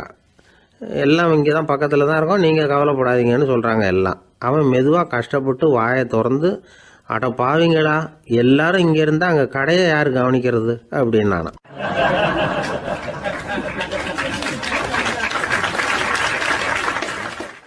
ஜப்பானில் உள்ள ஒரு புத்த விகாரை. அங்கே ஒரு வயசான பௌத்த குரு தங்கியிருக்கிறார். ஒரு நாள் ராத்திரி கடுமையான குளிர். அவரால் தாங்க முடியல. பார்த்தார், மரத்தில் செஞ்ச புத்த சிற்பங்கள் அங்கே நிறைய இருந்தது. அதில் ஒன்றை எடுத்து அதுக்கு தீ மூட்டி அந்த நெருப்பில் குளிர் காஞ்சிக்கிட்டு இருக்கிறார். மர சிற்பம் தீ வச்சதும் படபடன்னு வெடிக்க ஆரம்பிச்சுட்டுது. அந்த சத்தத்தை கேட்டதும் அந்த புத்த விகாரையின் குருக்கள் வெளியில் ஓடி வந்தார். இவர் ஆனந்தமாக குளிர் காஞ்சிக்கிட்டு இருக்கிறார். அவரால் பொறுத்துக்க முடியல. தெருவில் தெரிஞ்சுக்கிட்டு இருந்த அந்த பெரியவரை இங்கே தங்க அனுமதித்ததே அவர் தான். இவர் இப்படி பண்ணுறாருன்னு நினச்சிக்கிட்டே அவரை கோபமாக பார்த்தார். ஏன் இப்படி கோபமாக பார்க்குறீங்க, இப்படி உட்காருங்க அப்படிங்கிறாரு இவர். அவருக்கு இன்னமும் கோபம் வந்துட்டுது. எங்கள் கடவுளை எரிச்சுட்டிங்களே அப்படின்னு சத்தம் போட்டாராம். அப்படியா அப்படின்னு கேட்டுக்கிட்டே அந்த சாம்பலை கிளறினார் இவர். என்ன செய்கிறீங்கன்னு கேட்டிருக்காரு அவர். நான் எலும்புகளை தேடுறேன்னாராம். நீங்கள் ஒரு பைத்தியம், இது ஒரு மர சிற்பம், இதில் எலும்புகள் கிடையாது அப்படின்னாராம். அவருக்கு கோபம் வந்துட்டுது. உடனே வெளியில் போங்கன்னு கத்தியிருக்கார். வெளியில் தள்ளி கதவையும் சாத்தி விட்டாராம். மறுநாள் காலையில் கதவை திறந்து பார்த்தா அந்த வயசான பெரியவர் ஒரு மயில்கல் மேலே சில காட்டு பூக்களை வச்சு புத்தம் சரணம் கச்சாமின்னு சொல்லிக்கிட்டே இருக்கிறார்.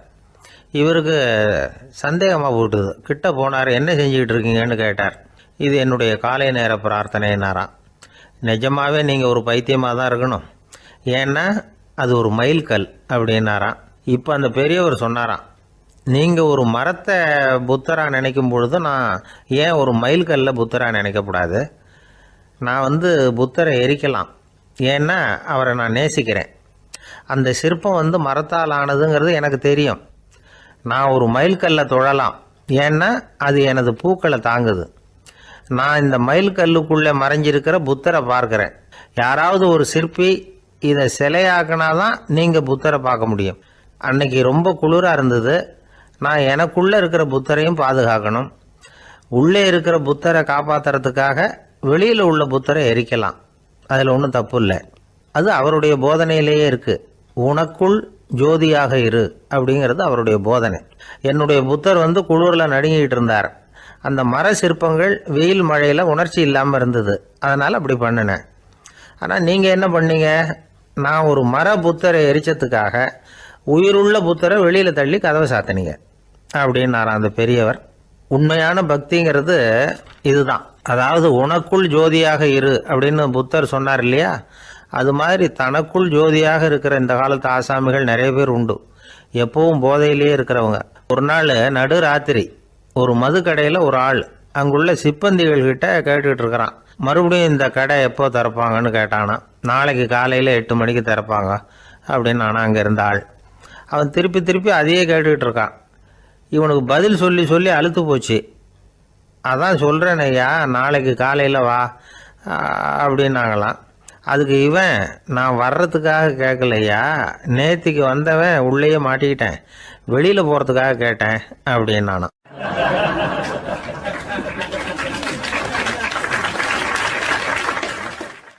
ராமகிருஷ்ணர் வாழ்ந்த காலத்தில் நடந்த ஒரு நிகழ்ச்சி இது. அப்போது ஒரு ஓவியர் இருந்தாராம். அவருக்கு ஒரு ஆசை, ராமகிருஷ்ணர் படத்தை வரையணும், அதை அவர்கிட்டயே கொண்டுட்டு போய் காட்டி அபிப்பிராயம் கேட்கணும். இதுதான் அந்த ஓவியரின் ஆசை. உடனே ராமகிருஷ்ணர் படத்தை வரைஞ்சி முடித்தார். அதை எடுத்துக்கிட்டு போனார். இவர் போன சமயம் அங்கே ராமகிருஷ்ணர் சீடர்களோடு உட்காந்துருக்கிறார். விவேகானந்தர் அங்கே இருக்கிறார். இந்த ஓவியர் கொண்டுகிட்டு போய் தான் வரைந்த ஓவியத்தை அவர்கிட்ட காட்டினார். ராமகிருஷ்ண பரமஹம்சரின் ஓவியத்தை ராமகிருஷ்ணர்கிட்டயே காட்டுறார். ராமகிருஷ்ணர் என்ன பண்ணார் தெரியுமா? அந்த படத்தை பார்த்தார். உடனே அது காலை தொட்டார். குருதேவருடைய இந்த செயல் சீடர்களுக்கு ரொம்ப வியப்பை உண்டு பண்ணிச்சு. சில பேர் மனசுக்குள்ளேயே ரொம்ப குழம்பி போக ஆரம்பிச்சிட்டாங்க, என்ன இப்படி பண்ணுறாருன்னு. என்ன இது அவரோட படம், அவரே அவரோட படத்தின் காலை தொடுறார் அப்படின்னு யோசித்தாங்க. சில பேர் ஒன்றும் புரியாமல் ஒருத்தர் பார்த்து சிரிச்சுக்கிட்டாங்க. அந்த இடத்துல சீடர்கள் மட்டும் இல்லை, சீடர் அல்லாத பல பேர் இருந்தாங்க. தன்னுடைய காலை தானே தொடர இவருடைய செயல் பற்றி என்ன நினைக்கிறது அப்படின்னு அவங்களும் குழம்பி போய் நிற்கிறாங்க. அந்த படத்தை வரைஞ்சி அவர்கிட்ட காட்டின அந்த ஓவியருக்கும் அதிர்ச்சி. இருந்தாலும் அவர் சீடர் கிடையாது. அதனால் கொஞ்சம் துணிச்சலை வர வச்சுக்கிட்டு கேட்டார், என்னங்க இது, என்னால் என்னுடைய கண்களையே நம்ப முடியல. இது உங்கள் சொந்த உருவப்படம், நீங்கள் உங்கள் சொந்த கால்களையே தொடுறீங்க, இது எங்களுக்கு கொஞ்சம் சங்கடமாக இருக்குதே அப்படின்னார். ராமகிருஷ்ணரின் கண்களில் ஆனந்த கண்ணீர் வழிஞ்சுதான். அவர் சொன்னாராம், இது என்னோட படம்ங்கிறது எனக்கு தெரியும், ஆனால் இது என்னோட படம்ங்கிறதுனால நான் இதோட காலை தொடலை. நீ என்னுடைய சமாதி நிலையை இந்த படத்தில் படம் பிடிச்சி காட்டியிருக்கிற, அதனால் அதோட காலை தொடறேன். சமாதி நிலையில் யார் இருந்தாலும், அது என்னுடைய படமாக இருந்தாலும் சரி அல்லது வேறு யாருடைய படமாக இருந்தாலும் சரி, படம் யாருதுங்கிறது முக்கியம் இல்லை. இதில் எது முக்கியம்னா அது தன்னை உணர்ந்த ஒரு உணர்நிலையின் படம். அப்படி இருக்கிறப்போ அதோட காலை நான் தொடணும். அதுக்கு நீங்கள் எல்லாரும் ஏன் சங்கடப்படுறீங்கன்னு எனக்கு தெரியல அப்படின்னாராம். இப்போ தான் அங்கே இருந்த சீடர்களுக்கும் மற்றவங்களுக்கும் விவரம் புரிஞ்சுதான். இதுக்கு முன்னாடி யாரும் செய்யாததை இவர் செஞ்சிருக்கிறார், ஆனால் அவருடைய காரணம் ரொம்ப நியாயமானது அப்படிங்கிறத உணர்ந்தாங்களாம். இதுவரைக்கும் ஆன்மீகத்தில் சமாதி நிலை, அதாவது தன்னை உணர்ந்த நிலை பற்றி புரிஞ்சுக்கிட்டோம். இல்லறத்தில் ஏற்படக்கூடிய சமாதி நிலை பற்றி உங்களுக்கு தெரியுமா? ஒரு அம்மா டாக்டர்கிட்ட வந்து சொன்னாங்களாம், டாக்டர், என் வீட்டுக்காரருக்கு உடம்புல ஏதோ கோளாறுன்னு நினைக்கிறேன், நான் எவ்வளவு நேரம் பேசினாலும் காதில் விழாத மாதிரி உட்காந்துருக்கிறார் அப்படின்னு ஆகலாம். அதுக்கு அந்த டாக்டர் சொன்னாராம், அம்மா, அது உடம்பு கோளாறு இல்லை, அது ஒரு பெரிய திறமை அப்படின்னாராம்.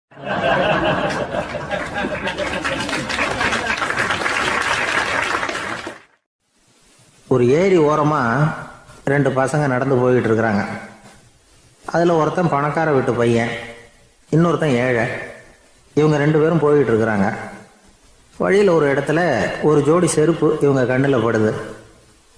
ஒரு விவசாயி அந்த செருப்பை அங்கே விட்டுட்டு பக்கத்தில் இருந்த ஏரியில் கை காலை கழுவிட்டு இருக்கிறார். உடனே அந்த பணக்கார பையனுக்கு ஒரு ஐடியா. அவன் சொன்னானா, டேய், இப்போ ஒரு வேடிக்கை செய்யலாம், அந்த செருப்பு 2ஐயும் தூக்கி எட்டத்தில் வீசி எறிஞ்சிருவோம். அந்த ஆள் வந்து பார்த்துட்டு செருப்பை தேடி அல்லாடுவான், அங்கேயும் இங்கேயும் ஓடுவான், திருன்னு முழிப்பான். அதை பார்த்து நாம் ரசிக்கலாம், நல்ல தமாஷா இருக்கும் அப்படின்ட்டுருக்கான். இப்படி சொல்லிவிட்டு அந்த செருப்புகளை தூக்கத்துக்கு போனானா. கொஞ்சம் பொறு அப்படின்னானா அந்த ஏழை பையன். ஏன்னு கேட்டிருக்கான் அவன். இப்போ அந்த ஏழை பையன் சொன்னானா, நீ சொல்கிறது ஒன்றும் வேடிக்கை கிடையாது, உன்னோட செருப்பு தொலைஞ்சா உன் அப்பா உடனே உனக்கு வேறு செருப்பு வாங்கி கொடுத்துருவார். ஆனால் அந்த ஆளுக்கு இந்த செருப்பு தொலைஞ்சதுன்னா வேறு புதுசாக வாங்கிறதுக்கு வாயையும் வயத்தையும் கட்டி பணத்தை சேர்க்க வேண்டியிருக்கும். அதனால் நான் ஒரு வேடிக்கை சொல்கிறேன், அது மாதிரி செய், அது இன்னமும் தமாஷா இருக்கும் அப்படின்னானா. எப்படி அது சொல்லுன்றிருக்கான் அவன். செருப்பு 2ம் அது இருக்கிற இடத்துலையே இருக்கட்டும், உன் சட்டப்பையிலிருந்து ஒரே ஒரு ரூபா நாணயத்தை எடு, அதை அந்த செருப்பு மேலே அதோட குதிகால் பகுதியில் வச்சுட்டு நாம் 2 பேரும் அந்த மரத்துக்கு பின்னாடி ஓடி போய் மறைஞ்சு நின்றுக்குவோம், அப்புறம் பாரு வேடிக்கையே அப்படின்னா. அதே மாதிரி ரூபா காசு செருப்பு மேலே வச்சுட்டு இவங்க 2 பேரும் மறைஞ்சு நின்றுக்கிட்டாங்க. கொஞ்ச நேரத்தில் அந்த விவசாயி வந்தார். காலில் உள்ள மண்ணை தட்டிவிட்டு செருப்பை மாட்டுறதுக்காக போனார். அங்கேருந்து காசு கண்ணில் போட்டுவிட்டுது. அவருக்கு ஆச்சரியமாக போச்சு. அதை கையில் எடுத்து பார்க்குறார். 4 பக்கமும் திரும்பி திரும்பி பார்க்குறார், யார் இதை வச்சுருப்பான்னு. கடைசியில் ஆகாயத்தை பார்க்குறார். ஆண்டவா, இது உன்னோட கருணை தான், நீ தான் யாரோ புண்ணியவான் மனசில் தர்மம் பண்ணுற எண்ணத்தை உண்டாக்கி இருக்கிற, அந்த புண்ணியவான் நல்லா இருக்கணும் அப்படின்னு வாழ்த்தி அந்த காசை கண்ணில் ஒத்திக்கிட்டாராம். மறைஞ்சிருந்து பார்த்துக்கிட்டு இருந்த ஏழை பையன் இப்படி சொன்னான், பாத்தியா உன்னை புண்ணியவான்னு வாழ்த்திக்கிட்டு போறார் அந்த ஆள், அவருக்கும் சந்தோஷம், அதை பார்த்து நமக்கும் சந்தோஷம். உனக்கு ₹1 ஒரு பெரிய விஷயம் இல்லை, ஆனால் அதனால் நமக்கு கிடைச்சிருக்கிற மகிழ்ச்சி ரொம்ப உயர்வானது அப்படின்னு நானும். வேடிக்கையும் கிண்டலும் இது மாதிரி அடுத்தவங்களுக்கு இடைஞ்சலாக இல்லாமல் இருக்கணும் அப்படிங்கிறார் கலைவாணர். ஆனால் பாருங்க, அவருக்கே இடைஞ்சலாக வர்ற விஷயங்களை கூட அவர் வேடிக்கையாக தான் எடுத்துக்கிட்டாராம். ஒரு தடவை ஒருத்தர் கலைவாணர்கிட்ட வந்து, ஐயா என் குழந்தை செத்து போச்சு அப்படின்னு சொல்லி அழுதாராம். உடனே இவர் அவருக்கு ₹100 பணத்தை கொடுத்து, இந்தாங்க அடக்கம் செய்யுங்க அப்படின்னு சொல்லி அனுப்பி வச்சாராம். 1 வருஷம் கழிச்சு மறுபடியும் அதே ஆள் வந்திருக்கார். இவர் மறந்துருப்பாருங்கிற நினைப்புல, அண்ணே என் குழந்தை இறந்து போச்சுண்ணே அப்படின்னாராம். இவர் மறுபடியும் ₹100 கொடுத்து ஆறுதல் சொல்லி அனுப்பி வச்சாராம். 7-8 மாதம் கழிச்சு மறுபடியும் அதே ஆள் வந்திருக்கார். அவர் வாயை திறக்கிறதுக்கு முன்னாடியே இவர் ₹100 அவர் கையில் வச்சு, போன 2 தடவை தான் குழந்தை செத்து போச்சு, இந்த தடவையாவது அதை சாகாமல் காப்பாற்றி விடு அப்படின்னு சொல்லி அனுப்பி வச்சாராம். அதுக்கப்புறம் அந்த ஆள் வர்றதே இல்லையா.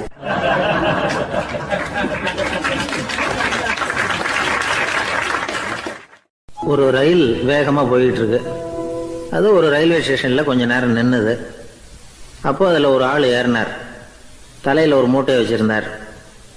மூட்டையை தலையில் சுமந்துக்கிட்டே உள்ளே வந்தார். மூட்டையை தலையில் சுமந்துக்கிட்டே ஒரு இடத்துல உட்காந்தார். ரயில் மறுபடியும் புறப்பட்டது. இவர் தன் தலையில் இருந்த மூட்டையை கீழே இறக்கி வைக்கணும்ல, வைக்கல, சுமந்துக்கிட்டே வர்றார். எதிரில் உட்காந்துருந்தவர் கேட்டார், ஏங்க ஏன் இப்படியே உட்காந்துருக்குறீங்க தலையில் மூட்டையை வச்சுக்கிட்டு, மூட்டையை கீழே இறக்கி வைக்கலாமே அப்படின்னார். வேணாங்க, பாவம், தலையில் இருக்கிற மூட்டையை இறக்கி ரயிலில் வச்சா ரயிலுக்கு பாரம் அதிகமாக இருக்கும் அப்படின்னார் அவர். இப்படி ஒரு ஆளை பார்த்தா நமக்கு சிரிப்பு தான் வரும். ஏன்னா ரயிலுங்கிறது அந்த மூட்டையையும் சேர்த்து சுமந்துக்கிட்டு தான் போகுது. அவன் அந்த மூட்டையை தலையில் வச்சுருந்தாலும் ஒன்று தான், தரையில் வச்சுருந்தாலும் ஒன்று தான். அதனால் ரயிலுக்கு எந்த மாற்றமும் ஏற்பட போகிறதில்ல. அதே மாதிரி தான் நம்ம மனமும். இதுவும் ஒரு தேவையில்லாத சுமை, அனாவசியமாக சுமந்துக்கிட்டு இருக்கிறோம். இதை கீழே இறக்கி வச்சுட்டா வாழ்க்கை பிரயாணம் சுகமாக இருக்கும். ரயில் பிரயாணம் பண்ணுற அந்த ஆள் மூட்டையை சுமக்கிறான், வாழ்க்கை பிரயாணம் பண்ணுற நாம மனசை சுமக்கிறோம். இது ரெண்டுக்கும் எந்த வித்தியாசமும் இல்லை. மனசை கீழே இறக்கி வச்சுட்டா பாரம் இல்லாமல் வாழலாம், பறவைகள் மாதிரி பறக்கலாம், குழந்தைகள் மாதிரி கள்ளங்கபடம் இல்லாமல் வாழலாம். இந்த வெளி உலகத்தில் நாம் நிலை பெற்று இருக்கணும், வேரூன்றி இருக்கணும். அதே சமயம் நம்முடைய உள்வெளியில் ஆன்மீக வாழ்க்கையில் பாரம் இல்லாமல் இருக்கணும். அப்போ பறக்கணும், நதியை போல் ஓடணும், மிதக்கணும். பயணம் சுகமாக இருக்கும், களைப்பு தெரியாது, கவலை தெரியாது. ஒரு சீடன் போதி தர்மரை நாடி வந்தான். குருவே, நீங்கள் என்ன வெறுமையாக இருக்க சொன்னீங்க, நான் இப்போ மறுபடியும் வெறுமையானவன் ஆகிட்டேன், அதனால் இப்போ என்ன செய்ய சொல்கிறீங்க என்ன அப்படின்னு சொல்லி நின்னான். உடனே அந்த குரு பக்கத்தில் இருந்த ஒரு குச்சியை எடுத்து அவன் தலையில் அடித்து, போய் அந்த வெற்றுத்தன்மையையும் வீசி எறிந்து விட்டு வா அப்படின்னார். நான் இப்போ காலியாக இருக்கிறேன்னு ஒருத்தன் சொல்கிறான்னு வச்சுங்க, அது உண்மை இல்லை. ஏன்னா இன்னமும் அதில் நான்கிற எண்ணம் இருக்குது. எந்த சிந்தனையும் இல்லாமல் இருக்கிறது கடினம்தான். ஆனாலும் மனிதன் அதில் உள்ள நுட்பத்தை புரிஞ்சுக்கிட்டான்னா, இவ்வளவு தூரம் தூக்கி சுமந்துக்கிட்டு வந்த அந்த மனதின் முட்டாள்தனத்தை அவனே பார்த்துட்டு சிரிப்பான். இதுதான் பெரியவங்க சொல்லியிருக்கிற ஆலோசனை. நம்மால் ஒருத்தன் தலையில் ஒரு பெரிய மூங்கில் கூடையோட ரயிலில் உட்காந்தான். கூடை தலையில் இருந்தது, கீழே இறக்கி வைக்கல. எதிரில் இருந்தவர் கேட்டார், ஏங்க எதுக்காக அதை அனாவசியமாக சுமந்துக்கிட்டே இருக்கீங்க, கீழே இறக்கி வைங்களேன்னார். இல்லைங்க, நான் வீட்டை விட்டு புறப்படும் பொழுதே என் பையன் சொல்லிவிட்டான், கூடையை தலையை விட்டு இறக்கக்கூடாதுன்னு அப்படின்னார். அவன் சின்ன பையன், விவரம் இல்லாமல் சொல்லியிருப்பான். இப்போ என்ன நேரில் வந்தால் பார்த்துக்கிட்டு இருக்கிறான், நீங்கள் இறக்கி வைங்கன்னார் அவர். அவன் நேரில் பார்த்துக்கிட்டு இல்லை, இருந்தாலும் நான் இந்த கூடையை கீழே இறக்கி வச்சா அது அவனுக்கு தெரிஞ்சிடும் அப்படின்னாரு இவர். அது எப்படின்னார் அவர். அவன் தனக்கு டிக்கெட் வாங்க வேணாம்னு சொல்லி இப்போ இந்த கூடைக்குள்ளே தான் உட்காந்துருக்கிறான் அப்படின்னார் இவர்.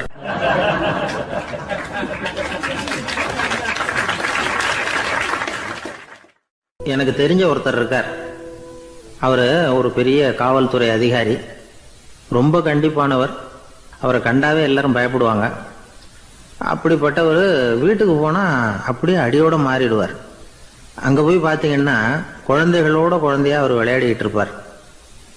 அலுவலக சமயத்தில் பார்த்தீங்கன்னா குதிரை முதுகில் அவர் உட்காந்துருப்பார். வீட்டில் பார்த்தீங்கன்னா அவர் முதுகில் குழந்தை உட்காந்துருக்கும். அவர் குதிரை மாதிரி போயிட்டு இருப்பார். இது எப்படிங்க முடியுது உங்களால் அப்படின்னு கேட்டாங்க. அது ஒன்றும் இல்லை, இங்கே வீட்டுக்கு வந்த உடனே என்னோட மனசை தனியாக எடுத்து வச்சிருவேன் அப்படின்னார். அது என்னங்க உங்கள் சட்டப்பயிலியாக இருக்குது மனசு, அது தனியாக எடுத்து வைக்கிறதுக்கு அப்படின்னு கேட்டாங்க. அப்படி இல்லைங்க, இது ஒரு பயிற்சி, மனப்பயிற்சி, அவ்வளவுதான் அப்படின்னார். இப்படி சமயம் பார்த்து மனசை தனியாக வச்சுவிட தெரிஞ்சவங்க வாழ்க்கையில் எப்பவும் உற்சாகமாக இருப்பாங்க அப்படிங்கிறது பெரியவங்க கருத்து. ஒரு டாக்டர் ஆஸ்பத்திரியில் இருக்கிற வரைக்கும் டாக்டராக இருக்கலாம். அவர் மனைவிகிட்டையும் அவர் டாக்டராக இருக்க வேண்டிய அவசியம் இல்லை. ஒரு வக்கீல் கோர்ட்டில் இருக்கிற வரைக்கும் வக்கீலாக இருக்கலாம். வீட்டுக்கு வந்ததுக்கு அப்புறமும் வக்கீலாக இருக்க வேண்டிய அவசியம் கிடையாது. வீட்டில் குழந்தைகள்கிட்ட விளையாடும் பொழுதும் அதுகள்கிட்ட ஃபீஸு கேட்டுக்கிட்டு இருக்கக்கூடாது. நாம் எப்படி இருக்கணும்னு பெரியவங்க சொல்கிறாங்கன்னா, மனசோட சேரப்படாதான். அப்படி சேராமல் வாழ்க்கையை கவனிக்கணுமா. மனசை அப்படியே தனியாக எடுத்து பக்கத்தில் வச்சுடணும். அப்படின்னா அதை அப்படியே தூக்கி எறிஞ்சுடு அப்படின்னு அர்த்தம் இல்லை. ஏன்னா மனசுங்கிறது நமக்கு உபயோகப்படக்கூடிய ஒன்று தான். எப்போ எப்போ அது தேவையோ அப்பப்போ எடுத்து உபயோகப்படுத்திக்கணும். தேவைப்படுறப்போ எடுத்து கண்ணாடியை மாட்டிக்கிறோம்ல, படிக்கும் பொழுது கண்ணாடி தேவைப்படுது, எடுத்து மாட்டிக்கிறோம் இல்லையா? அது மாதிரி கணக்கு போடுறதுக்கு மனசு தேவை. கடைக்கு போய் ஒரு பொருள் வாங்குகிறோம், காசு கொடுக்குறோம், மீதி சில்லறை சரியாக இருக்கா அப்படின்னு எண்ணி பார்த்து வாங்க வேண்டியிருக்கு. அந்த சமயத்தில் மனசை எடுத்து தனியாக வச்சுட்டேன் அப்படின்னு சொல்லிட்டு இருக்கக்கூடாது. பரீட்சைக்கு படிக்க வேண்டியிருக்குது, படித்ததையெல்லாம் அப்படியே நினைவில் வச்சுக்க வேண்டியிருக்கு. அந்த சமயத்தில் மனசை தூக்கி எறிஞ்சுட்டேன் சார் அப்படின்னு சொல்லிட்டு இருக்கக்கூடாது. அப்படி சொன்னால் பரீட்சை நம்மளை தூக்கி எறிஞ்சிடும். அதனால் தேவைப்படுறப்போ மனசை உபயோகப்படுத்தணும், தேவையில்லாதப்போ அதை தனியாக ஓய்வு எடுத்துக்க விட்டுடணும். இப்படி நாம் பழக்கப்படுத்திக்கிட்டா வாழ்க்கைங்கிறது நமக்கு புதுசாக தெரியுமா. மனசுக்கும் ஒரு சக்தி கிடைக்கும். எந்திரங்களுக்கு ஓய்வு கொடுக்குற மாதிரி மனசுக்கும் ஓய்வு கொடுக்கணும், இல்லைன்னா அது களைச்சி போயிடும். குழந்தைகள் மனசை சுமந்துக்கிட்டு இருக்கிறது இல்லை. இது முதியவர்கள் குழந்தைகள்கிட்ட இருந்து கற்றுக்க வேண்டிய ஒரு பாடம். ஆனாலும் இந்த கால குழந்தைகள்கிட்ட ரொம்ப எச்சரிக்கையாக இருக்க வேண்டியிருக்கு. ஒரு தாத்தாவும் பேரனும் விளையாடிக்கிட்டு இருக்கிறாங்க. தாத்தா, எனக்கு சைக்கிள் ஓட்ட கற்றுக் கொடு அப்படிங்கிறான் பேரன். சைக்கிள் உயரம் கூட இல்லை, அதுக்குள்ளே சைக்கிள் ஓட்டணுமா அப்படின்னார் தாத்தா. ஏன் தாத்தா, ரயில் ஓட்டுறாரு, அவர் என்ன ரயில் நீளமாக இருக்கார் அப்படின்னு கேட்டானா அந்த பையன்.